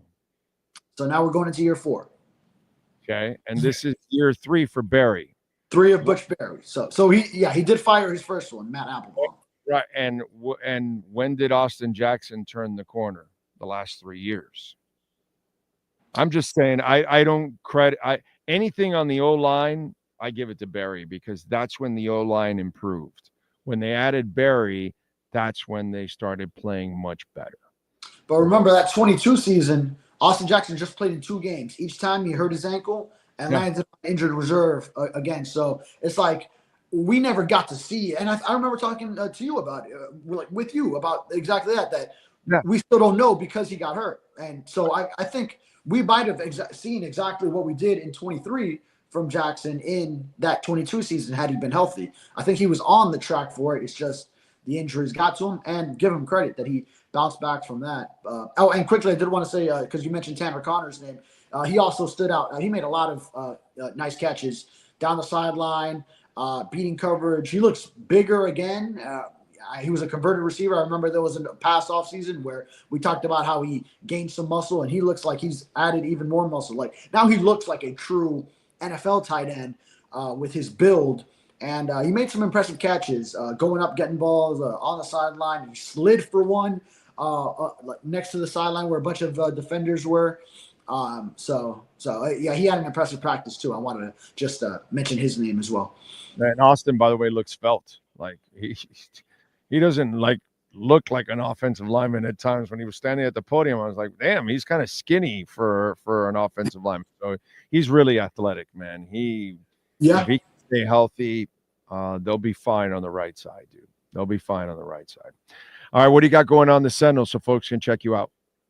Yeah, I was. I wrote about Patrick Paul yesterday. So big offseason for him, and we spoke to him about the transition of going from what's basically an NFL redshirt season last year, but he still got some playing time because Armstead was in and out of the lineup, and now he is the guy at left tackle. So we hear on that. Jonnu Smith update from yesterday, and what Mike McDaniel said about how he wants him back, and I think Jonnu Smith is also in the same boats where his preference would be to get paid in Miami, but obviously if they don't abide, then that's why we're looking into trade talks here. He's 30 years old, bro. He's 30 years old. Yeah. In 3 months, 30 years old. He has no guarantees on this contract after this. He's done. And if he blows out his knee for a shitty team, because you're not going to go anywhere, he knows it. Most of those guys in that locker room know that team, the young guys are just excited because they're all getting opportunities. But the veterans that were left or left, knew that this team wasn't going anywhere. So they're all saying the right things. But in the end, Jonnu Smith is saying, bro, if I'm going to play for you guys and waste a year in this team on the twilight of my career, you better pay me for that shit. Or if not, trade my ass to somewhere where I can actually compete, because you better pay me, since I'm not going to really compete for anything here right now. That's basically what he's saying. He just can't say that publicly. And if you see some money is being freed up, like the Dolphins, I don't have the number off the top of my head, but they have some room under the cap now based on not spending this offseason, and they're going to add more once they trade Jalen Ramsey now that it's post June 1. Granted, they might have to eat some of that salary cap to facilitate a deal, but you look at that and you look at the season that you had and with the age that you are, and you're Jonnu Smith, and you say, yeah, I need to get a bigger chunk of this. I mean, his ranking in his average annual value of his contract among tight ends is 32. So coming off a Pro Bowl season and setting franchise records at the position, he is within reason to want a raise. And let's call it like it is. Drew Rosenhaus, brother, you negotiated an absolutely shitty deal. All right, follow him on Twitter at David Furones _, and it was me, not David, that said that, by the way, just in case, because we'll have Twitter people coming to David. Oh, David, I was listening to this segment, and when I heard the season was over, I had to turn it off. Oh, wait, that wasn't me. That was Big Ho. Let's make sure so we don't, I'm the one that said, hey, you guys that all talk shit about Drew Rosenhaus, well, guess why we're here? Because he negotiated a really shitty deal for him. Anyway, David Furones _ subscribe to the South Florida Sun Sentinel. We'll catch you on Friday, my brother. Yes, sir. Sounds good. You got it. Welton Rayom. We love Jeff Welton, Daniel Rayom. They will make a great deal for you every time. Maybe not Drew Rosenhaus. You might find yourself the 32nd paid tight end in the NFL after 1 year. Well, that's because your agent didn't have good foresight. Well, Jeff Welton, Daniel Rayom, they got great foresight. They'll take care of you. 954-966-4646. Don't end up with shitty lawyers or a shitty agent with a shitty deal. No, man. If you're dealing with bankruptcy, homeowner property damage, condo damage, criminal defense, business owner claims, commercial litigation, personal injury, you call the guys that know how to get it done so you can end up with a great deal, not a shitty deal like Mr. Jonnu Smith has. Ooh, wow. Damn. Drew. Bad job. Jeff Welt, Daniel Rayom. Great job. This has been another session of the Welton Rayom Miami Dolphins Report with David Furones. At Welton Rayom, they don't get paid unless you win. They handle complex personal injury claims caused by the fault of another in both state and federal courts. They handle auto, trucking, motorcycle slip and fall, and bicycle accidents. Call 954-966-4646. Welton Rayom can help. Jonnu, my brother. You're pissed at the Dolphins? Be pissed at Drew Rosenhaus, my man. He's the one that locked you into a terrible 2-year deal. Okay? Terrible 2-year deal. But we have too many in the media, and there's lots of other deals like that. There's people. The problem is that he uses the media, the ones that he wants to use, and then they can't talk bad about him. So it's kind of a give and take. That's how the game is played. But when you don't care about any team or any media or any player or whatever, when you don't worry about that and you just tell it like it is, others can't because, oh my God, I won't be able to get his player on. Oh my God, he won't come on my show after. Let's go. Let's do the WSVN high-pitched softballs. Hey, Drew, Jonnu's in this mess because your contract that you negotiated. Why is it such a bad deal after 1 year? You didn't have foresight? Did you negotiate with foreskin?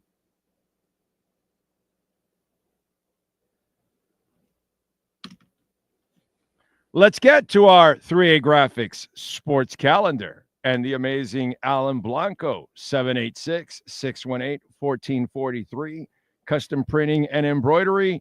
Tonight, TNT. You love drama? I love drama. We get to watch the Panthers and the Oilers.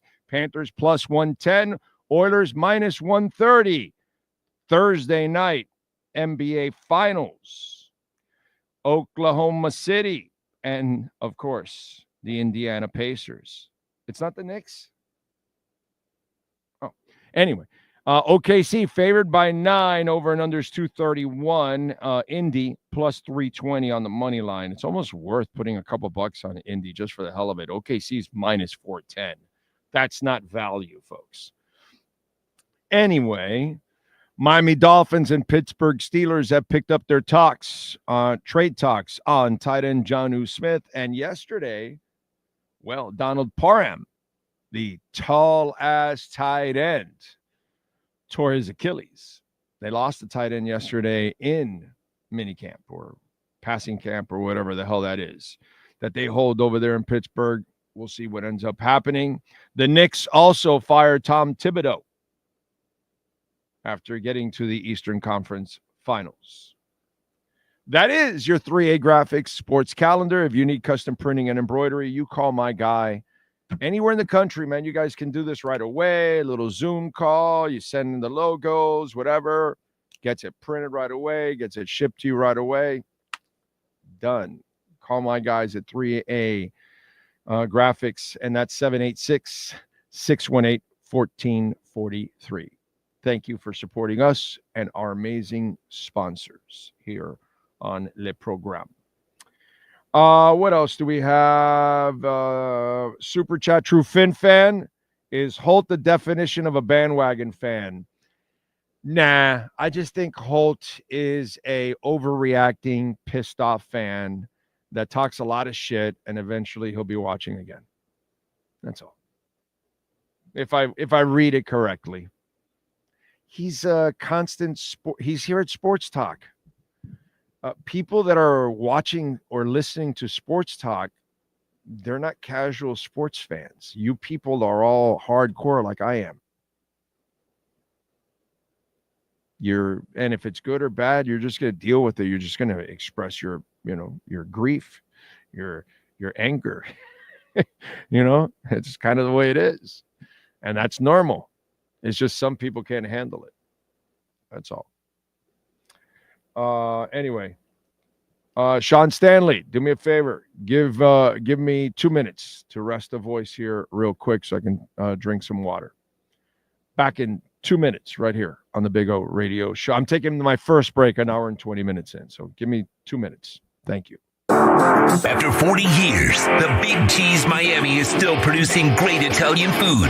They started in 1984. Since then, they've been winning awards while being voted the best inexpensive Italian restaurant in Miami. Visit them for great food, amazing service. Witness the decades of Cane's memories. The walls are like a Miami Hurricanes Hall of Fame.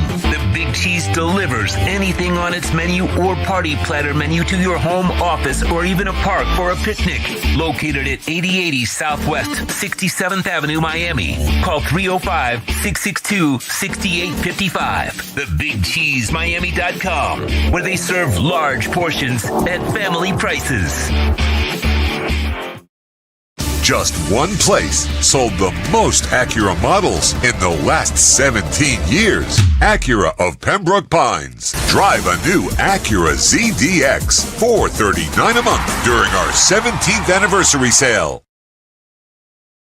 If you're looking to take your home or business to the next level, then RM Contractors can assist you. RM specializes in new residential turnkey, new commercial turnkey, home and office remodeling. Call them for free estimates. Serving all of South Florida, licensed and insured. Call Ray, 305-345-3649. You work hard to create the perfect atmosphere. You dream it, we'll build it. RM Contractors, 305-345-3649. Or Instagram at RMC Fisher Island. Before you buy or lease a Honda, Volkswagen, Hyundai, or any other model, compare Subaru, rated #1 in safety at Subaru of Pembroke Pines. Buy with 0.9% financing, 0 down. Forester with symmetrical all-wheel drive, $259 a month. Crosstrek with symmetrical all-wheel drive, $239 a month. During the Subaru A Lot to Love event at Subaru of Pembroke Pines, South Florida's #1 volume Subaru retailer. The viewpoint, statements, or beliefs expressed on the following program by the host, guests, or callers are not necessarily the opinions of FantasyAccess.com, Media Group Inc. ownership, management, sponsors, or website. When it comes to South Florida sports teams, very few in the media have witnessed, lived, and covered it like the Big O. Let's start the program dedicated to your favorite South Florida teams with a passion that's unmatched. The Big O Radio Show is on. Here's the Big O. I noticed Holt goes, I'm still here. He gets it. He gets it. He gets it. And then True Fin says, I take back my super chat. Holt, forgive my rude to quick judgment. Nah, he's just pissed, bro. He's just pissed. But it's true. You just can't dump your team like that. You know what I'm saying? If they're trying, look, that's my only rule. My only rule is that you try. That's it.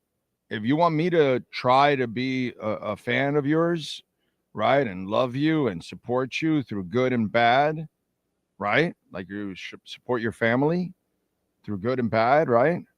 The people you love in your house, you support them through good and bad, correct? That's kind of the way it goes. Okay, but I need you to do your part too, right? I need you to love me back. That's all. And Marlins, they don't love me back, so I don't love them. By the way, anybody sending me any texts about when they win 1 or 2 games or something? It's the whole 100 loss thing. By the way, I want to have a little fun with that. Just so you know, since the Marlins are now going to lose the series against the worst team in all of baseball, will they get swept today is the question. Actually, after losing 2 straight to the Rockies, who came in with 9 wins, now have a robust 11. Anyway, the Marlins, who are a fantastic 23-36, and you know, I as we all know, I bet the 100 losses. It just, you know, whatever.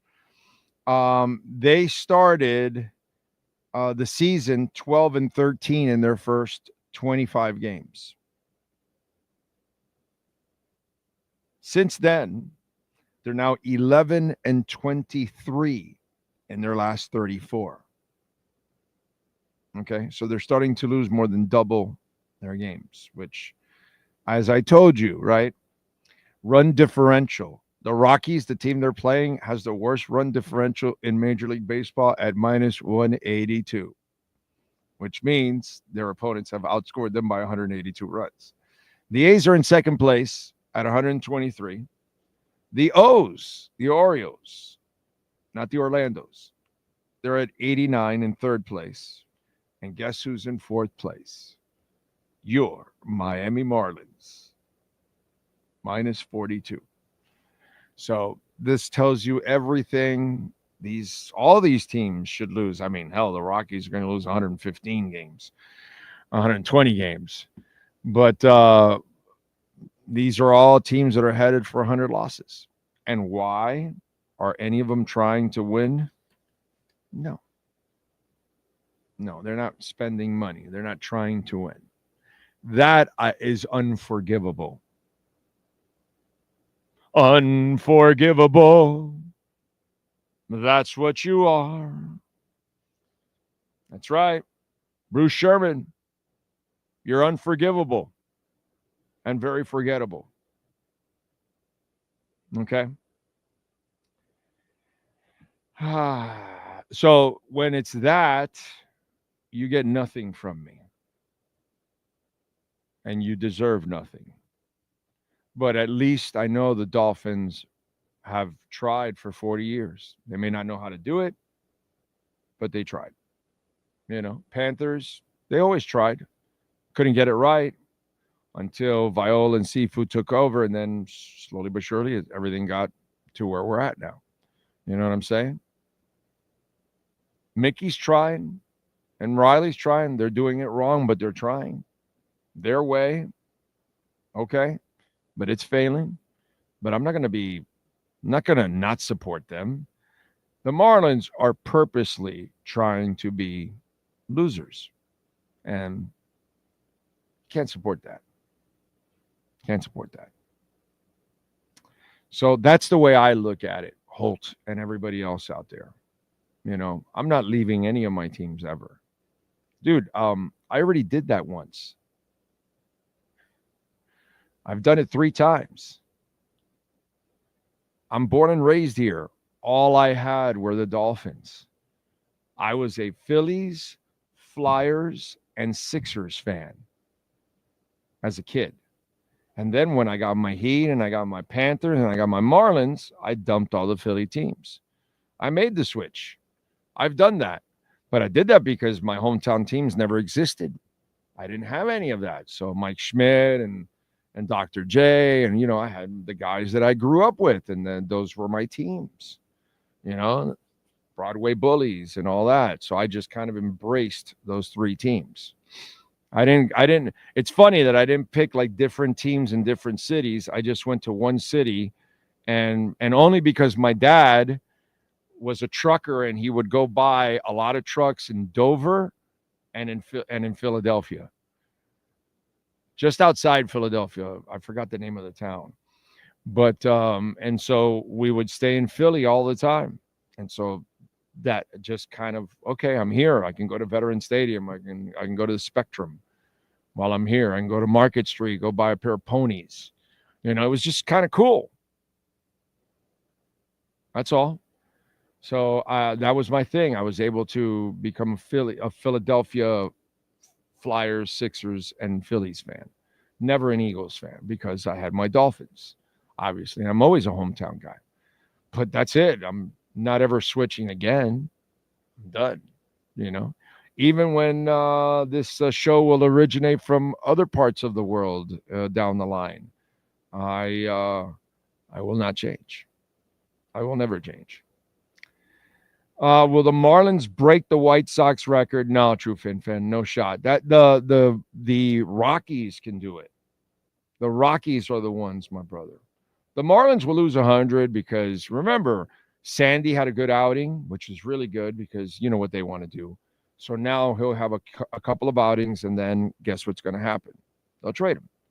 And then they'll have young arms that they have to rest by the end of the year, and so they'll start losing even more games, and young guys will hit walls because they're not used to playing all these games, and it's already starting to, you know, kind of come apart, you know, because you can only keep that enthusiasm up the first couple of weeks, and eventually the pros get in their groove and they leave the kiddies behind, and that's what they're doing now.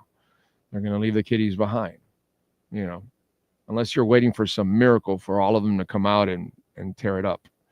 Corso, pub sub or pizza, what should I do for lunch? Well, see, you just can't say pub sub or pizza. Pizza from where? See what I'm saying? Pizza Hut? Yeah, I'll go pub sub. Domino's? Pub sub. Little Caesars? Pub sub. Cazola's? Cazola's. Frankie's? Frankie's. Steve's? Steve's. What pizza are we talking about? If we're just talking DiGiorno, then I want pub sub. Know what I'm saying? You got to give me some real Pietzkers. If we're picking real Pietzkers, then I probably will pick the real Pietzkers. You know? I love me some Steve's. Big New York slice. I always have to tell them to cut it in half for me. It's just more manageable, bro. That shit. Like Cazola's too. I got to. Good thing about Cazola's is you're eating free pizza while you're waiting for your pizza, your sub. I love that. They bring out a couple slices, they slice it up into little chunks, and everybody goes over while you're waiting for your stuff, and you grab a slice or two, a little mini slice. So good. See, true Fin fan, Steve's Pizza for me. Corso, Anthony's, that meatball. Love the meatball at Anthony's. That's a good one. I'm taking that over Pub Sub. So, yeah, Anthony cold fire over Pub Sub for sure. Come on, man. Pub Sub is good, but if we're going to get like really good pizza somewhere, I'm with you. See, Cazzola's is something different. There you go. I don't know where you live, but if you can go to Cazzola's, I would go to Cazzola's. If you want to go to an institution in Frankie's on Bird Road and 80 might be like 91st, right? Isn't the light that's there 92nd and then it's Bird Bowl? Yeah, so I think it's 91st. Yeah, I think Frankie's is on 91st and Bird. Frankie's Pizza has been around about 50 years.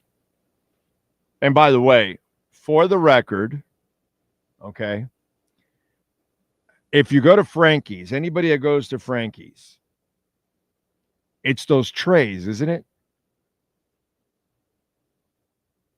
I'm sure they do the dough the same way and the sauce and the cheese and all that, but it's those trays that they've been using for like 25 years that still have that taste and flavor.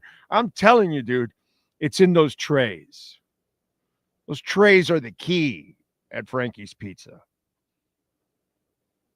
Anyway, Big O, you never do the New York City pizza slice fold over?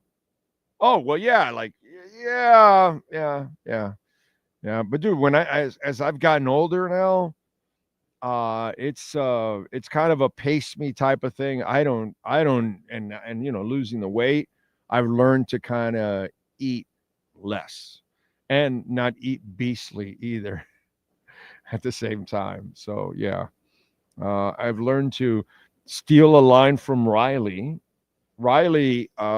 He like his magic to why he's always in great shape, and he talks about how you try to eat smaller portions as you age, because we have a tendency of eating large portions throughout our lives, and then that like kind of slows down our metabolism. But as you get older, it's not going to work as fast, so you want to eat less. And that's what I'm trying to do now. I eat less, and your stomach contracts too, which is really cool because you get full faster.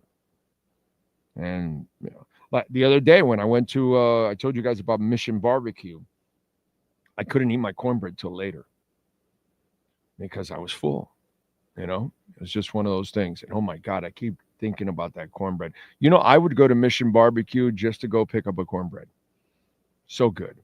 So good. Let's see. Corso says, I'm over in North Broward. North Broward. So the Knicks fire Tom Thibodeau. Okay. If you followed me for a long time, you're going to know that I'm not the biggest Tom Thibodeau fan in the first place. I think he wears out his players. I think he focuses too much on defense. There's nothing wrong with focusing on defense, but I don't think he's a great offensive coach. And I know a lot of people are killing the Knicks for this because it is kind of so Knicks to do it. And I don't know who they're going to get next. And, they're talking about Mike Malone. They're talking about Jay Wright. They're talking about Johnny Bryant, who was a New York assistant, who then got picked up by Kenny Atkinson, who I love, man. I love Kenny Atkinson when he was with Jersey. He just had a terrible situation there, and it didn't show. I'm glad he's having the success he's had in Cleveland. So he stole Johnny Bryant as an assistant, and Johnny's actually been kind of like a rising star, they think. So he might be a guy that could go back to New York, and they're throwing all kinds of other names out there and all that. And other names are throwing themselves in there, and we'll get to that. But my point, okay, and I'm going to totally waffle on this, okay? Not my opinion, but understanding everybody's opinions, okay? The people that say this is so Knicks, this is crazy, and all that, I totally get them. The guy just took you to the Eastern Conference Finals. You've been to the playoffs like 4 straight years or something, or 3 out of 4, 4 out of 5 or something like that. You've done really well with him, and you've only gotten better. So why would you fire him? Totally makes sense. But I cannot contradict everything that I've said in the past about this guy, about wearing out players. Okay? I specifically talked a lot about the mileage, the Tom Thibodeau mileage that Jimmy Butler has on his body when you got him here. I said that many times. If anybody that listens, and you can remember, I mentioned Tom Thibodeau's name purposely. And he's not a great offensive coach. Now, here's where I agree with the Knicks. He's not a great offensive coach. And remember the discussion we just had with Ira Winderman, if you really follow the show. And Ira made a phenomenal point. How the Heat is so focused on defense. And this is an offense league. And Tom Thibodeau, who's a defensive coach, couldn't create a defense that could stop his opponent. And that's because this league does not allow you to do that anymore. The rules are offensive. The players play offensive. You must match it. The 2-point game can't keep up with the 3-point game. That's just the way the math goes.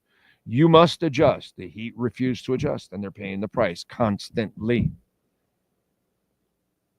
So the Knicks, dude, listen, do I think that you're going to, what's it called? The big dude, what's his name? That's a choker. And he choked again. The guy from Minnesota, what's his name? A cat. Karl Anthony Towns. Thank you, Sean. I know you were going to save my ass now. He chokes no matter what.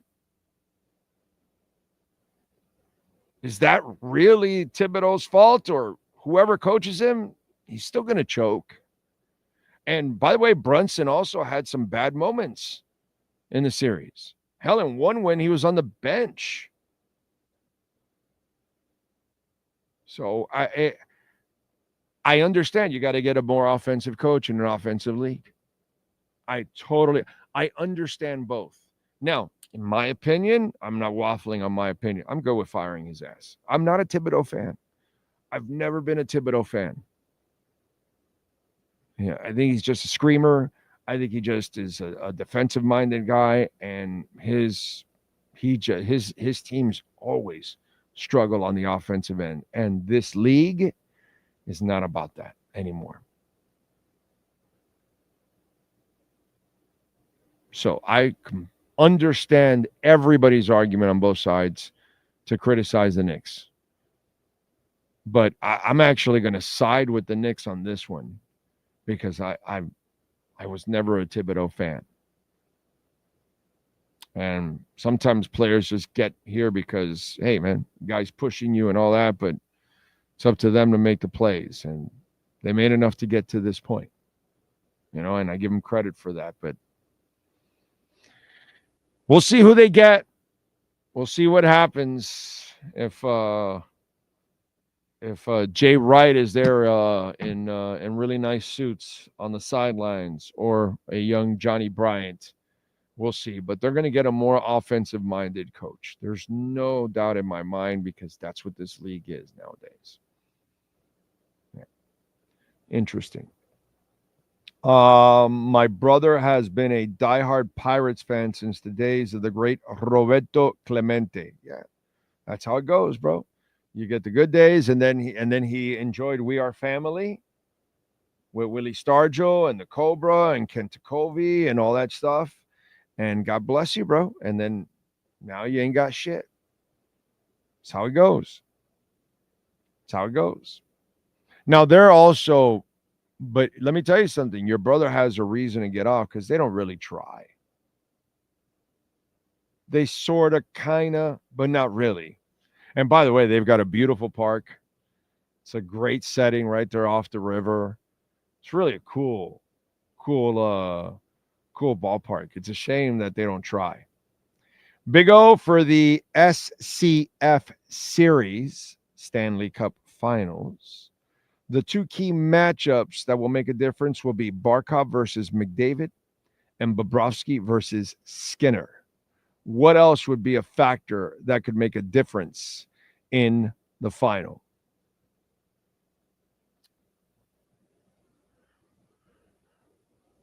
In this case, defense.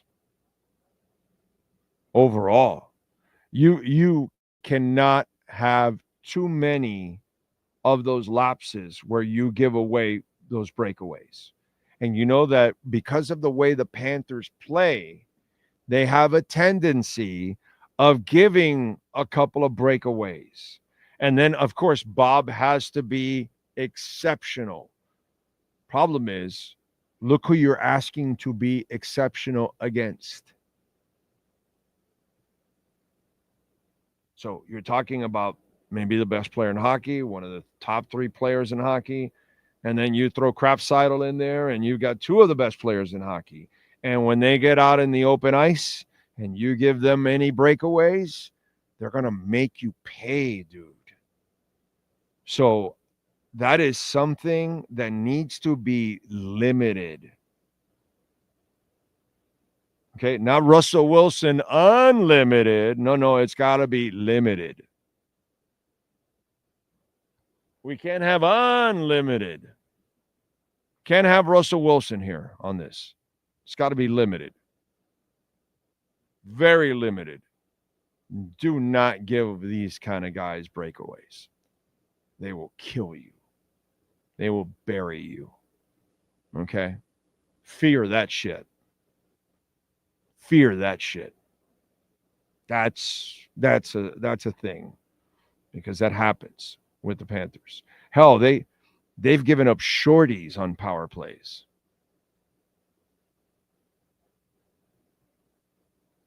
Those kind of mental F-ups cannot happen against a team like this. That will decide a game.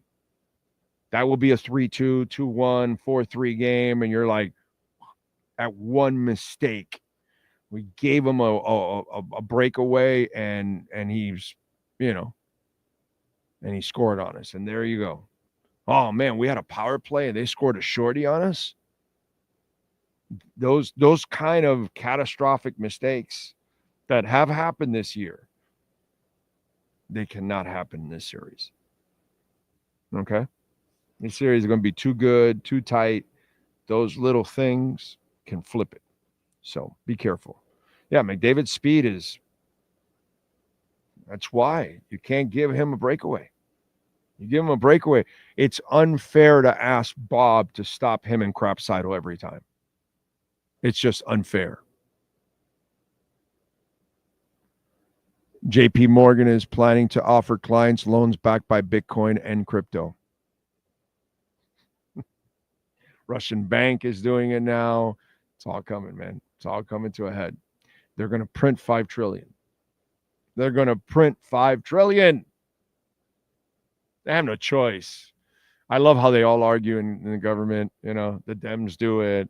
Now the Republicans are doing it. I mean, Trump printed $8 trillion the first go around. So they're all stuck. They all have to print. Nobody's going to go, we got to have serious cuts to Medicaid and, all these kind of, which unfortunately it's going to eventually happen, and it's going to really piss people off because we're so, what's it called? Upside down. Our GDP is way under our debt. It's ridiculous. So all this stuff with Bitcoin is just crazy, dude. That is just exploding. Trump's True Social filed for a Bitcoin ETF. The military wants a Bitcoin stockpile. The U.S. military is urging the government to have a Bitcoin stockpile, and they want to have stockpiles in different parts of the world just in case, so they can move money around. It's getting crazy. It's getting crazy. We're going to. It's going to happen very soon. That we're going to have a shock, a supply shock that is crazy. Hey, by the way, is Pat in Asheville out there? Wish him a happy birthday, by the way, Pat in Asheville. It's his birthday today. He went yesterday, the lucky bastard. I get to do it next week. He got to see what's it called? Peter. Damn, now I'm brain farting with Peter's name. Peter Hook and the Light. He got to see him yesterday, jam the 30 songs. So there's Pat. Give Pat in Asheville a happy birthday. It's his birthday today. He had his present yesterday, which was Peter Hook and the Light, for 30 damn songs. I get to do it next week. I get 32 songs from Metallica and 30 songs from Peter Hook. 62 songs in my next two concerts. Not bad. Not bad. Now, I'm paying a lot less for the Peter Hook 30 songs. I'm getting more value out of that. It's a little bit more. Although I am getting Pantera.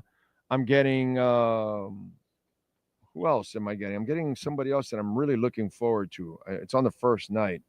And I'm looking forward to it. Haven't seen them in a while. Forgot who the hell it is. Now I'm brain farting on that too, who's opening up the first night. But I know the first night, the second band is really, really good. So there you go. Yeah, and by the way, Pat in Asheville, he was able to drink yesterday. He turned 21 yesterday. It's pretty good. Not bad. 21 years old, Pat in Asheville.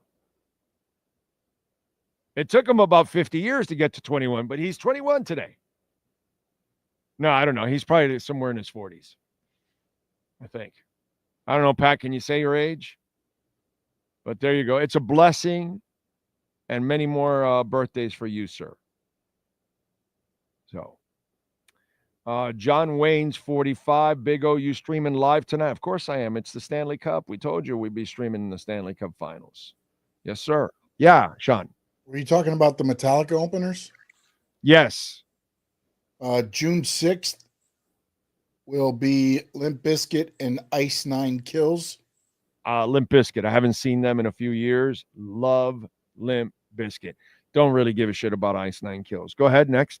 June 8th, Pantera and Suicidal Tendencies. Right. Love both. Love both. So I'm good. I mean, I won't say love both, but enjoy both. I love Pantera's groove, and I'm not really much of a thrash metal guy. But I like their music. They're all right. They're good. I like them. So three of the four I like. I will not be sitting there for Ice Nine Kills. I'll probably be outside standing around or something. So if you see me, say hi. Whatever. We'll do it. I got to hit the Friday. I'm going to hit the store. What's that thing called? The Metallica store, the pop-up store. Got to hit that. Get my garb there. Have a little fun. It says, "Oh, be prepared for something cool during Seek and Destroy." Oh, really? Nice. Okay. I like it. I like it. Great song too. Great song. I know I'm gonna, forget about it. Anything Metallica for me. I'm all in. I'm all in. I've seen them so many times over the last couple of years, and it's so many different concerts. It's freaking amazing, dude. By the way, Subaru of Pembroke Pines, a proud sponsor of our program, and we love talking about Subaru of Pembroke Pines. Remember, you can use our QR code. You will get $500 whenever we post it online or here. I know this one doesn't have it, but we have another billboard that has it. And or if you see it online, or if you go to 16100 and you mention my name, you will get $500 off purchase of your next Subaru. How about that? So if you're looking for a Subaru, you can get some great deals out there. Take advantage. They've got great lease features. They've got a great service center. They got a great selection on the cross track right now. The Solterra. You see all the flooding going on. I'm not telling you that an SUV is going to bail you out of all the flooding. But, if you want to, if you're thinking of an SUV, the Solterra is a terrific SUV. I'm actually thinking about getting a Solterra in 2026. The Cross Trek is another one that you can use. The Cross Trek, by the way, comes the premium, the standard. Check it out. Really, some really nice vehicles nowadays at Subaru, and of course, reliability second to none. The customer rating goes through the roof. Reliable as hell. And again, we can get you $500 off your next purchase. Just make sure you mention Big O. Go see a bunch of people out there, man. Eric Stampone, Thomas Umpierre, Samuel Williams. And if you go see the GM, Alan, he does an excellent job. Tell him that Big O sent you. They will take care of you there at Subaru of Pembroke Pines. All right. What else do we have going on? What's the word with Bitcoin right now? Where are we in Bitcoin? We're hanging around 105, flirting sometimes with 106, 105, 443. So holding strong, basically giving you an opportunity to accumulate. That's it. That's what it's doing, man. Think about it. 1% of a Bitcoin is $1,054. Okay. So you can get to 10, 20%, and that's going to, I believe, 15x by 2030. Too many people think about the whole 100,000 when most of us can never get there. Never get there. I'll never get there. So try to get to, I've been trying to tell you 2025, but as it goes higher, maybe 10, 20%, that is going to 15x. Not a financial advisor, but that's my prediction. Like I make sports predictions. They could be wrong. They could be right. But check it out. Check it out for yourself. Don't forget, folks, to smash the hell out of the like button. Okay? Big O, you should listen to Pantera of the 80s. It's way less thrash. I do. I like Pantera of the 80s. Yes, I do. It's got a great groove to it. I know. I like it. Let's see. I mean, individually, I like Phil. I like Rex, but the Pantera thing is weird. I graduated from Hialeah High School in 93. Wow. Nice. 8 years after yours truly. I'm an 85 guy. 82 to 85. We had a blast. I'll always admit and never deny that it was 3 of the greatest years of my life. Okay. I don't know how I could have had more fun in any school in the world. I don't know. The shit I got away with, the stuff I did, the amount of just fun, it's ridiculous. I didn't go to school for 3 years. I was like vacationing for 3 years. I just had to like check in the morning and then just do whatever I wanted to after that. It was really good. It was really fun. So I can never deny the 3 years. I could never call it a bad thing. I could never call it a bad experience or sad or whatever. I had great friends that were fun school. So I don't know if in 93 it was still that way, but we were party hardy in the early 80s to mid 80s, bro. And I don't know if there are many schools like ours. That is one thing. Whenever I talk about Hialeah High, you'll always see a smile on my face. Always. Because it was like a college frat. Is kind of how I felt. Hope Panthers come on top, says John Rosa. So does she. Looking forward to watch your show tonight. Rest up, Big O. Thank you, sir. Appreciate you. Big O, if you haven't heard of them already, you should check them out. Sleep Token. Yes, actually, NorCal turned me on to Sleep Token. So, yes, I've checked them out. Big O, you might not be a financial advisor per se. How about a financial soothsayer? Thank you, sir. Thank you. He goes, Ted goes, Highly High was fun. Way better with the open court. And way better when there's too many buildings there now, I'm sure. And free lunches. I don't know if you guys were, by 93, did they lock you guys down? That's the other thing, dude. We got to roam the streets during lunch. And I usually enjoyed 2 lunches.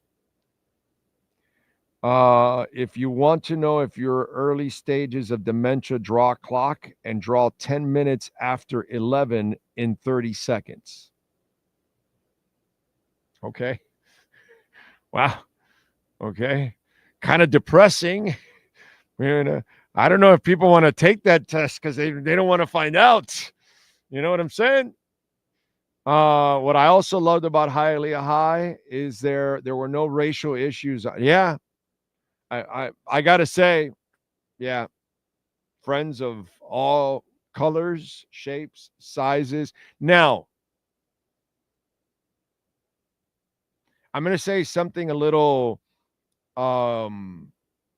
it's not controversial, but it's not something that most people will understand unless they're in the clique.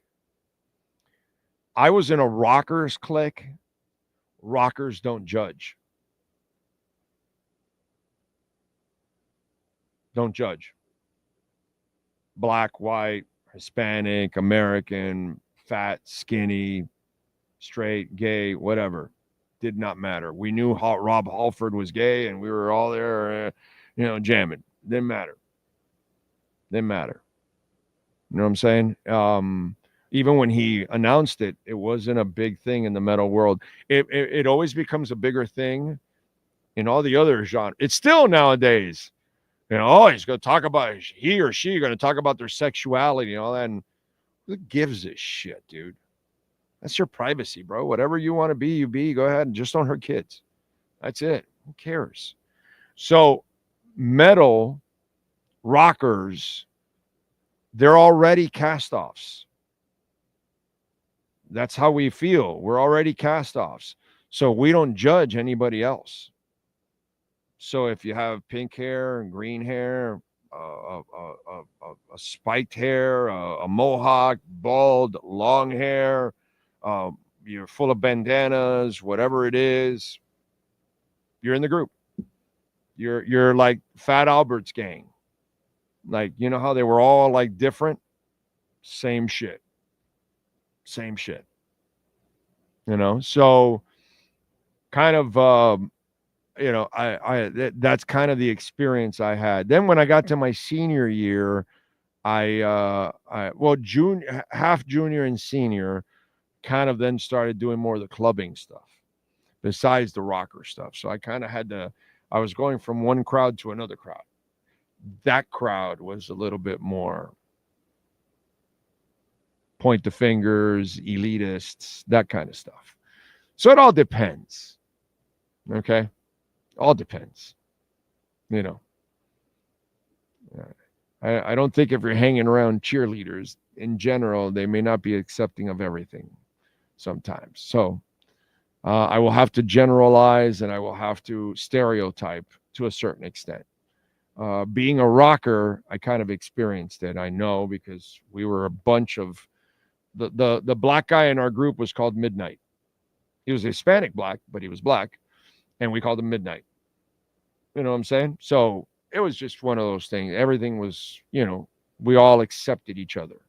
So it was different. Hispanics, Latins, Americans, African Americans. It didn't matter. It was kind of, a rocker's world is different. It's just really different, dude. Really, really different. At least back in those days. Very, very odd. Because we're an odd bunch already, as it is. As Taraf Sterling says, class of 99 from Hialeah High. Welcome, thoroughbreds. I love thoroughbreds.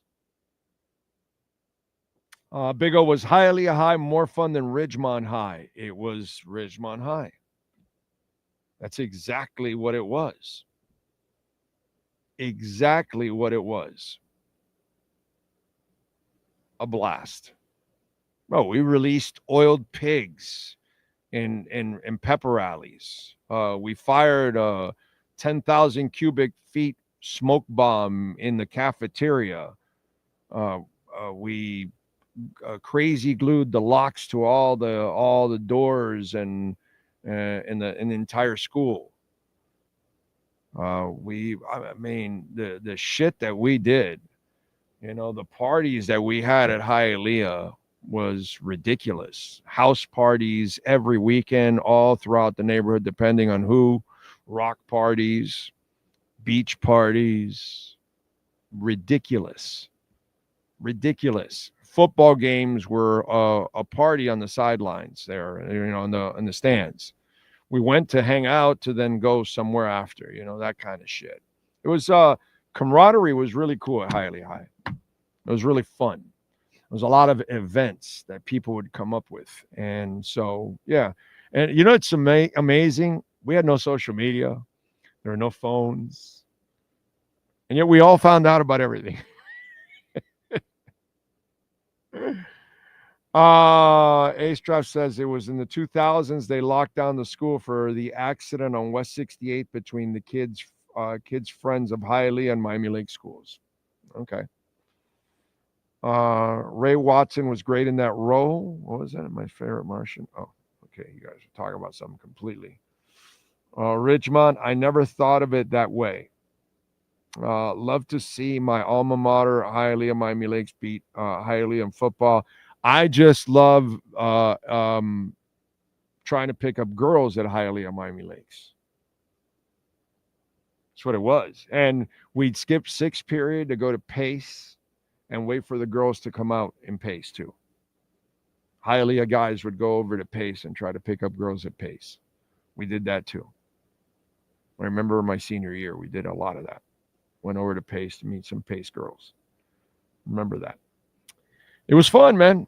It was fun. It was just a different era,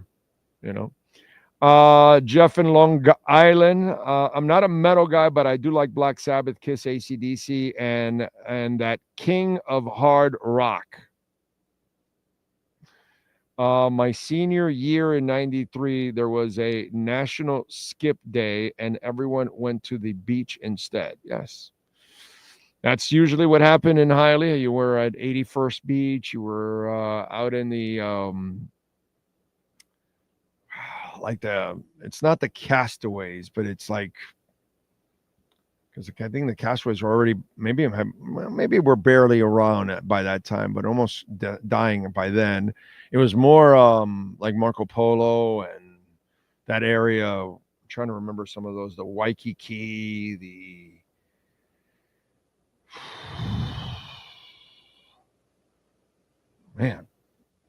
Sahara. I'm trying to remember those old hotels that were all along that area there in the 150, 160, 170 area.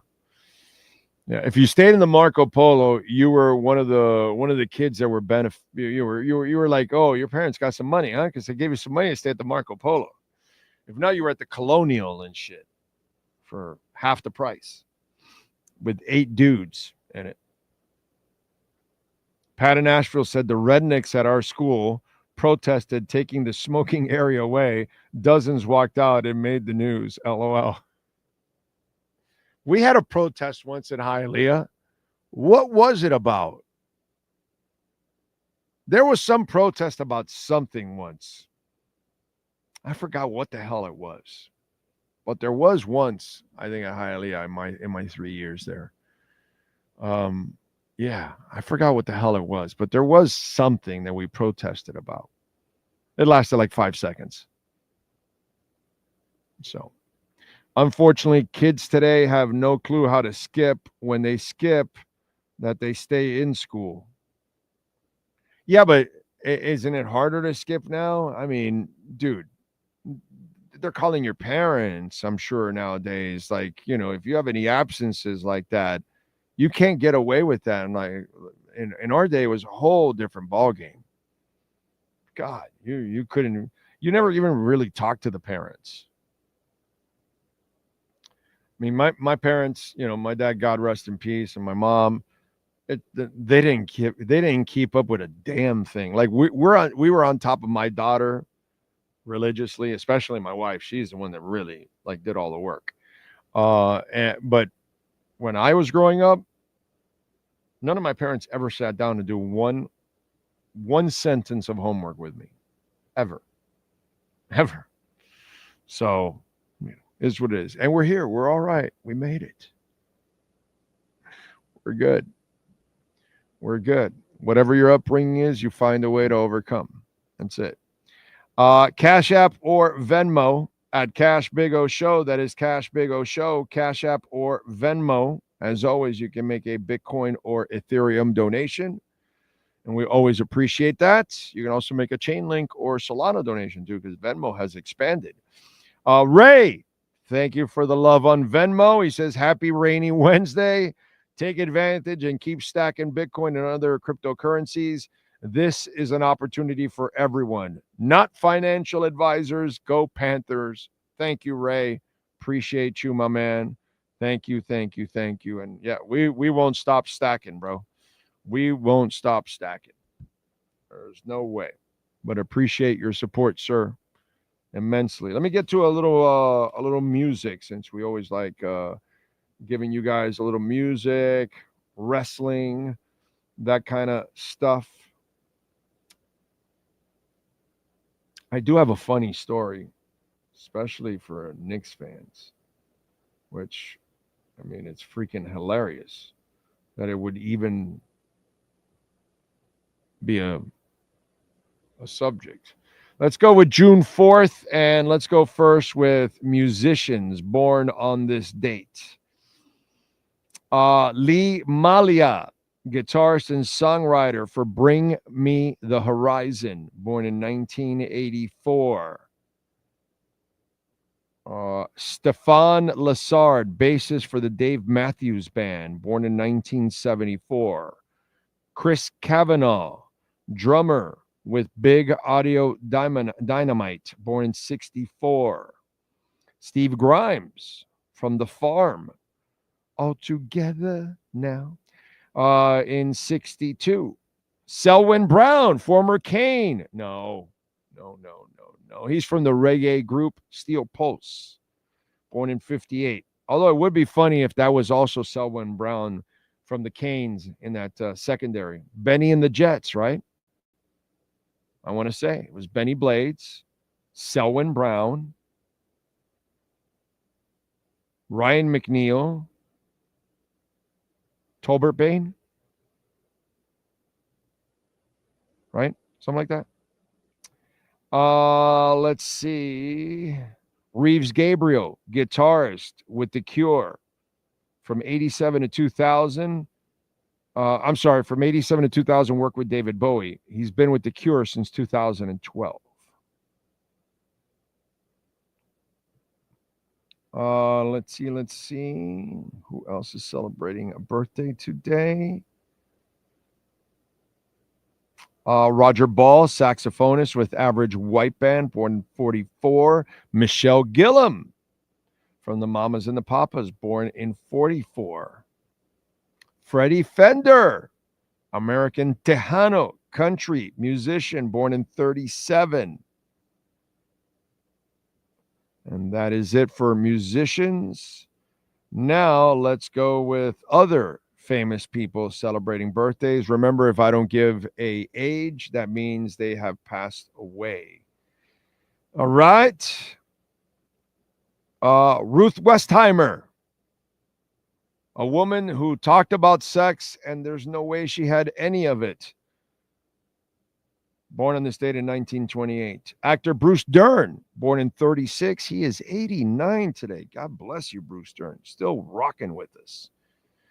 Who else? Parker Stevenson, born in 52, he's 73 today. Actor Keith David, born in 56, he's 69 today. Musician El DeBarge, born in 61, he's 64. Actor Scott Wolf, born in 68, he's 57. Horatio Sanz, actor, born in 69, he's 56. Russell Brand, comedian, born in 75, he's 50. Angelina Jolie, born in 75, she's 50. Theo Rossi, actor, born in 75, he's 50. Josh McDermott, born in 78, the actor is 47. Actor TJ Miller, born in 81, he's 44. Model Bar Raffaelli, born in 85, she's 40. And that is it. You know, Dr. Ruth had no sex whatsoever. How can she really talk about sex? Okay? There's no way that woman ever had sex. And if she did, all right, so she did it once or twice. From that, she's going to like give advice to everybody else. You shan't do it this way. No. No. Sorry. Sorry. I don't believe her. I don't believe her. Nobody's going to convince me that Dr. Ruth Westheimer had lots of sex and was a monster in the bed. Okay? Not gonna. I refuse to believe that. Sasquatch exists before that happens. The Loch Ness Monster is still with us.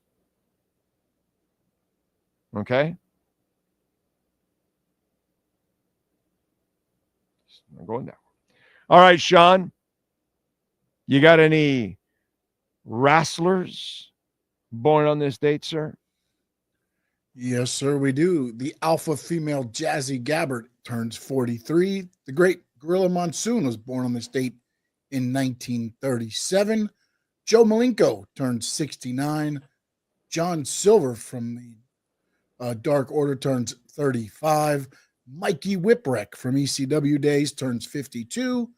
And AEW's Rio turns 28 on June 4th, 2025. Got it. Rosendo, the eye of the beholder. That eye is blind.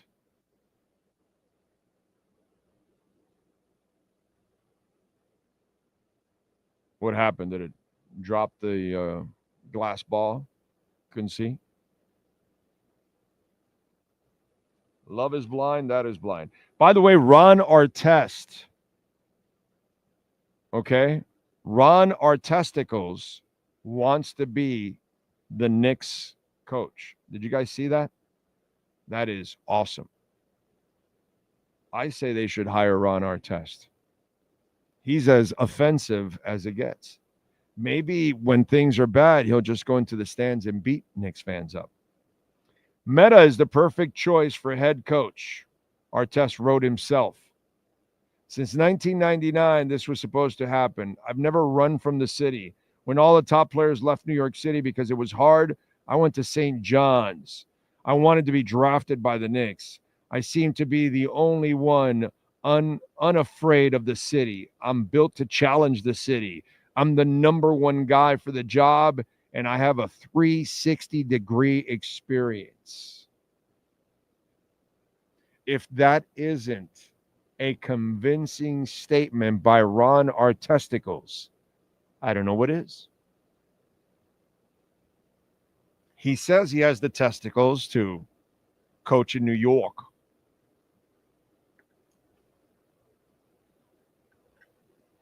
I'm just saying, it'll be entertaining.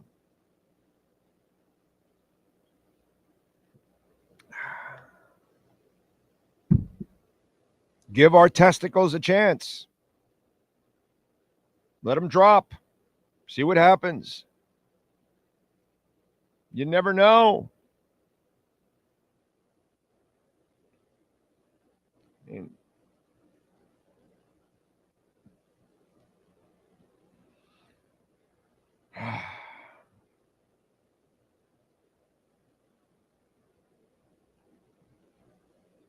And it's a good idea. Bring some ratings. Maybe, if you beat the Knicks, Artest goes and tries to beat that head coach. That becomes really actually interesting.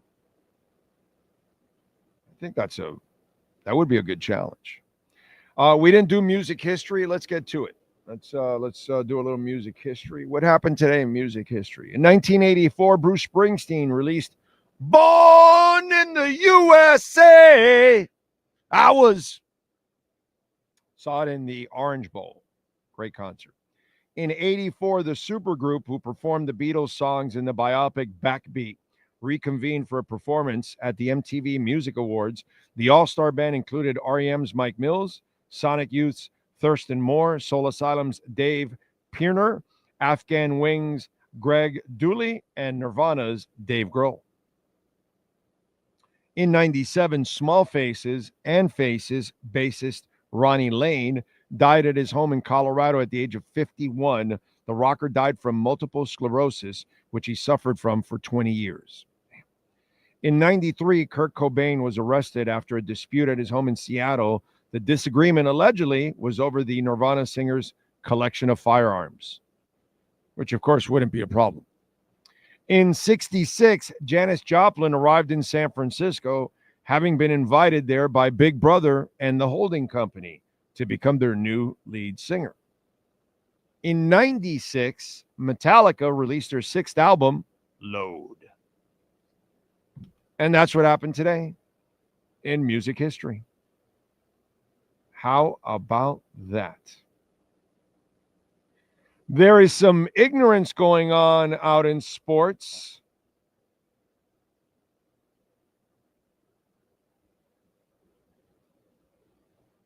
And it's coming from all directions.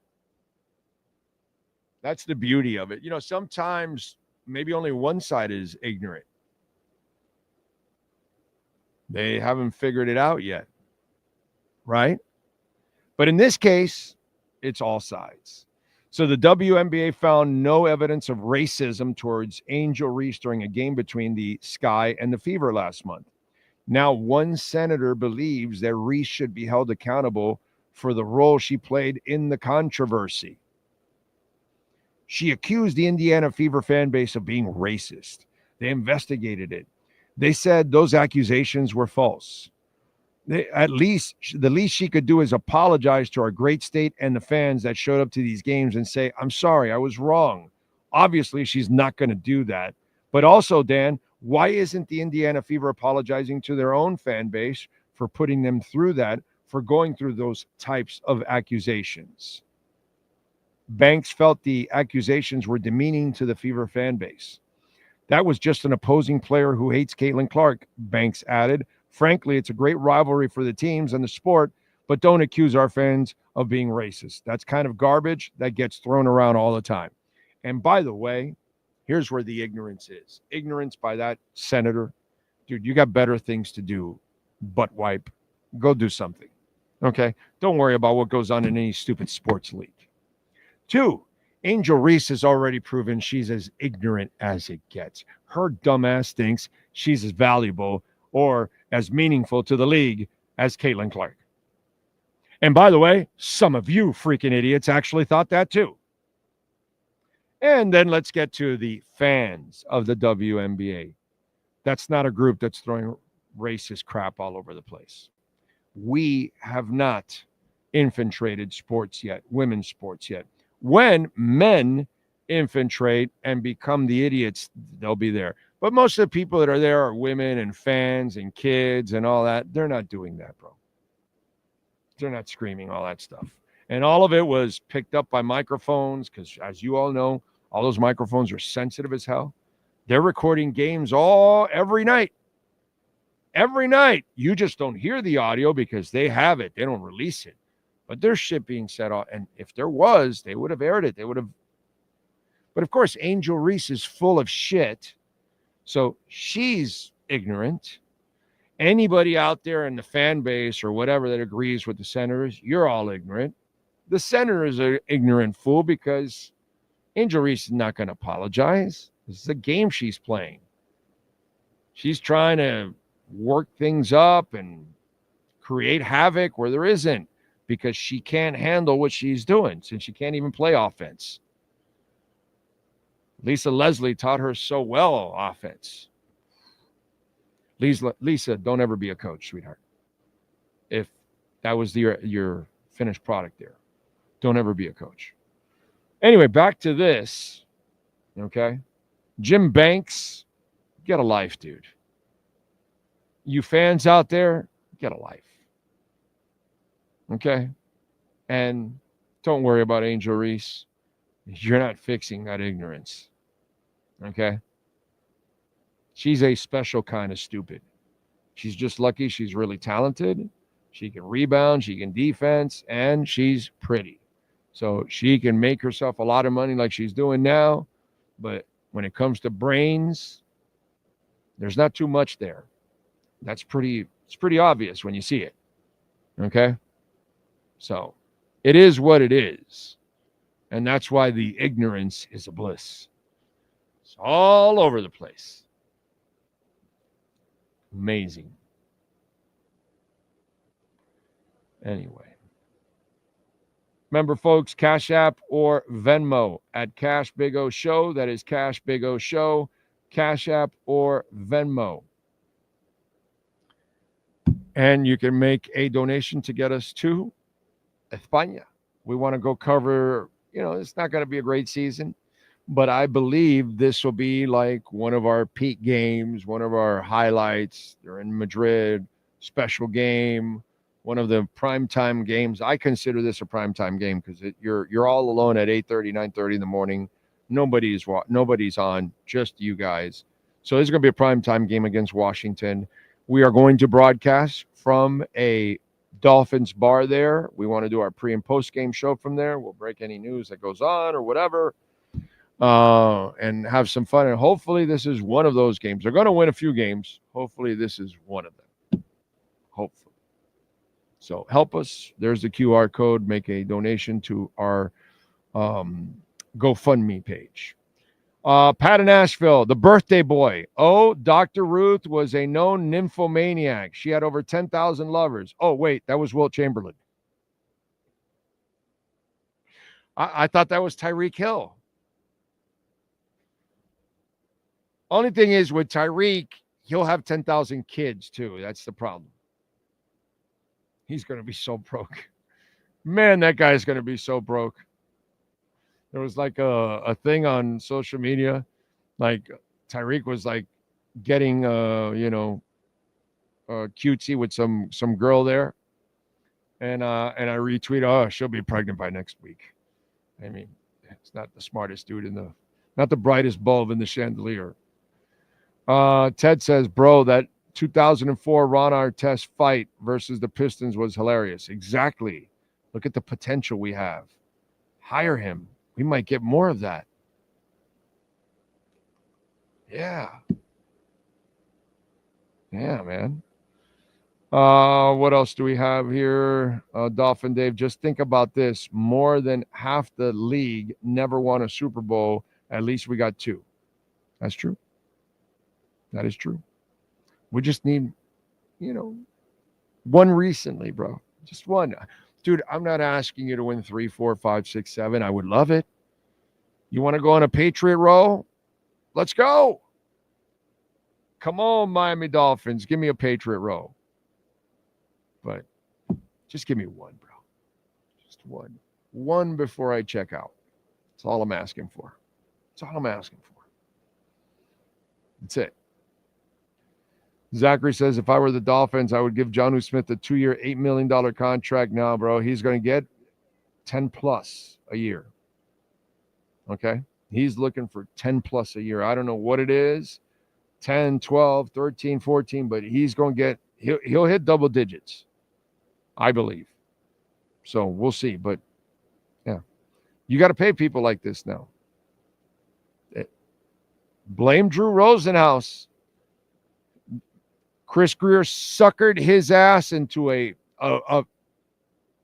what do we call what he just did to Drew Rosenhaus and Jonnu Smith. What is the nickname, Sean, that we use? What was it? A blank special? Anybody know? Anybody? It's a 2-year special. How many times has he pulled this shit off? He did it to Agba, which was also a Drew client. And he got 18 sacks out of him in those first 2 years.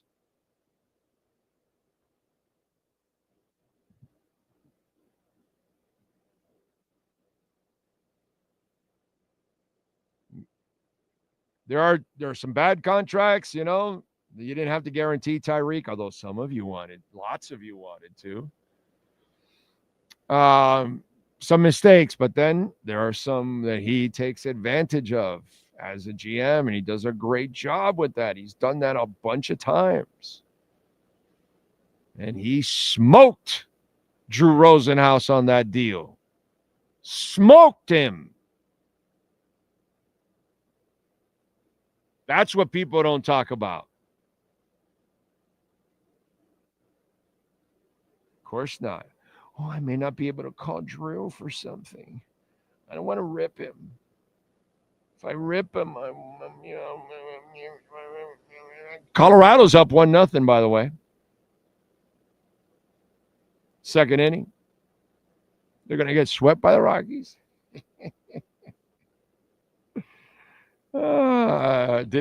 Outside of, well, he says, Frankie says he went with me on the 100 losses. He was panicking already, so maybe, he calmed down now, but I think he was panicking early. So it sounds like he might have bet because he was panicking. Tried to walk him off a little bit and tell him, relax, dude, it's baseball. It takes some time. It'll all work out. Any of you bet that they would lose 100 games? There's one. Reek is proof that the movie. I haven't watched it yet. I haven't. Is this like the third time you bring this up, Pat? I have yet to watch this. You know what? I'm going to watch this movie this weekend. I have yet to watch the movie. I got to see it because I got to see what you guys are talking about. I'm not in on the joke.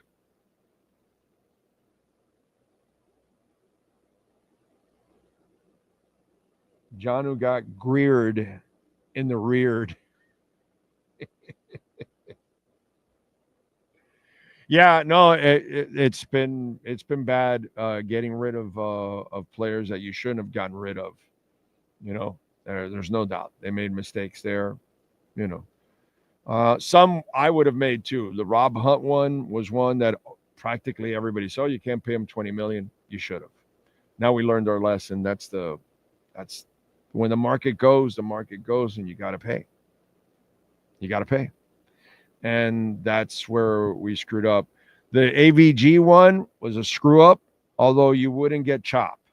So if Chop turns into a hell of a player, you can't have it both ways because they would not have drafted Chop if they would have kept AVG. Guaranteed. So it's just one of those. But yeah, and again, I've already told you guys the worst part has been all the coaching changes. If you can settle on your coaches, you can settle on your talent. If you keep changing your offensive coaches, your defensive coaches, your head coaches, you keep turning over talent because coaches change and then they don't like this player or that player. And then,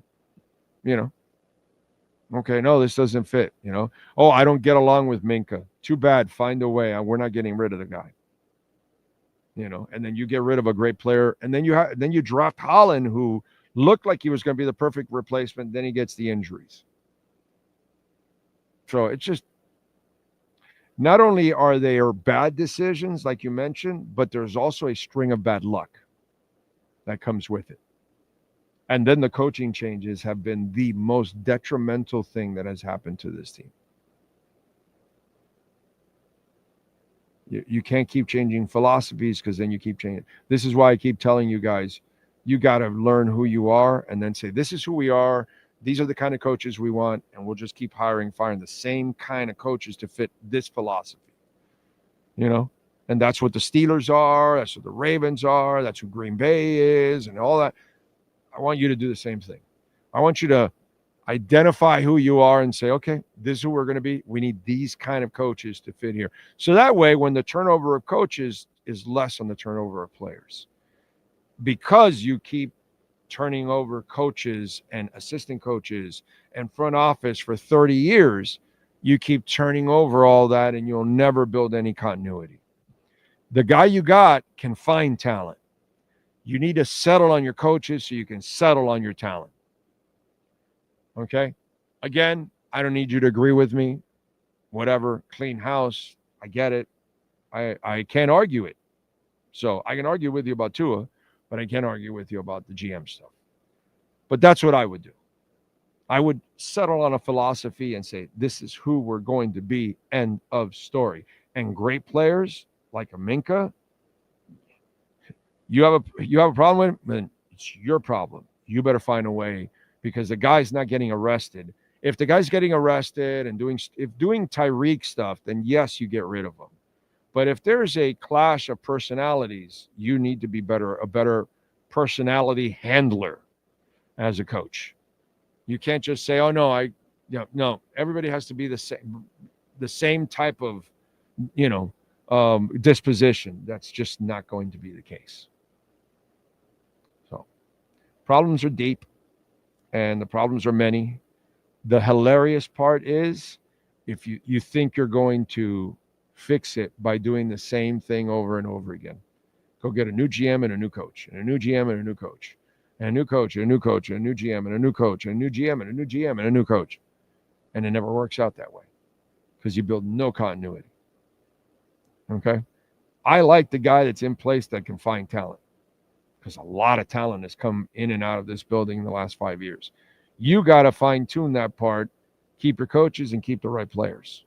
And then I think you can be headed in the right direction. But who's next guarantees you of nothing. This is the best personnel guy you've had here in forever. Forever. Can't argue that he can't find the talent. He found the talent. You got to keep the pieces. That's what you got to do. And keep the pieces. And that's a problem. And you can't have coaches that can't get along with Jalen Ramsey or can't get along with Minka Fitzpatrick, or this can't happen. Your two head coaches that you've hired, Philbin was the same way. He couldn't get along with players. It's the same shit over and over and over and over. Cam Cameron couldn't handle players. So who's to say the next guy is the same shit? So whatever. All right, we're out of here. We thank David Furones. If you missed anything on the show, you can rewind, check it out. Sean will slice it up with the Ginsu. And we thank David. We thank, of course, the great Sean Stanley. We thank all of you that tuned in.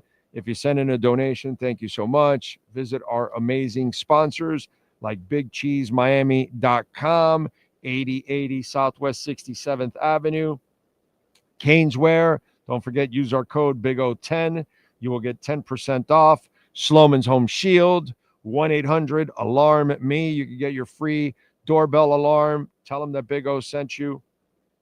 Doorbell alarm camera, by the way.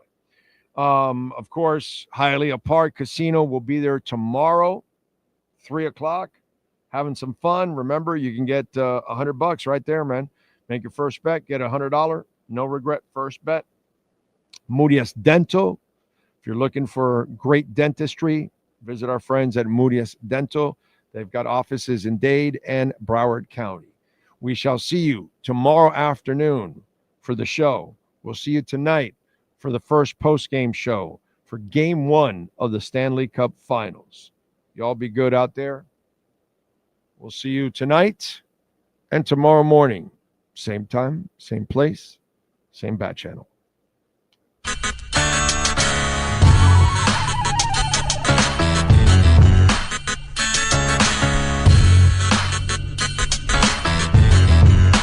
This is the Big O Show.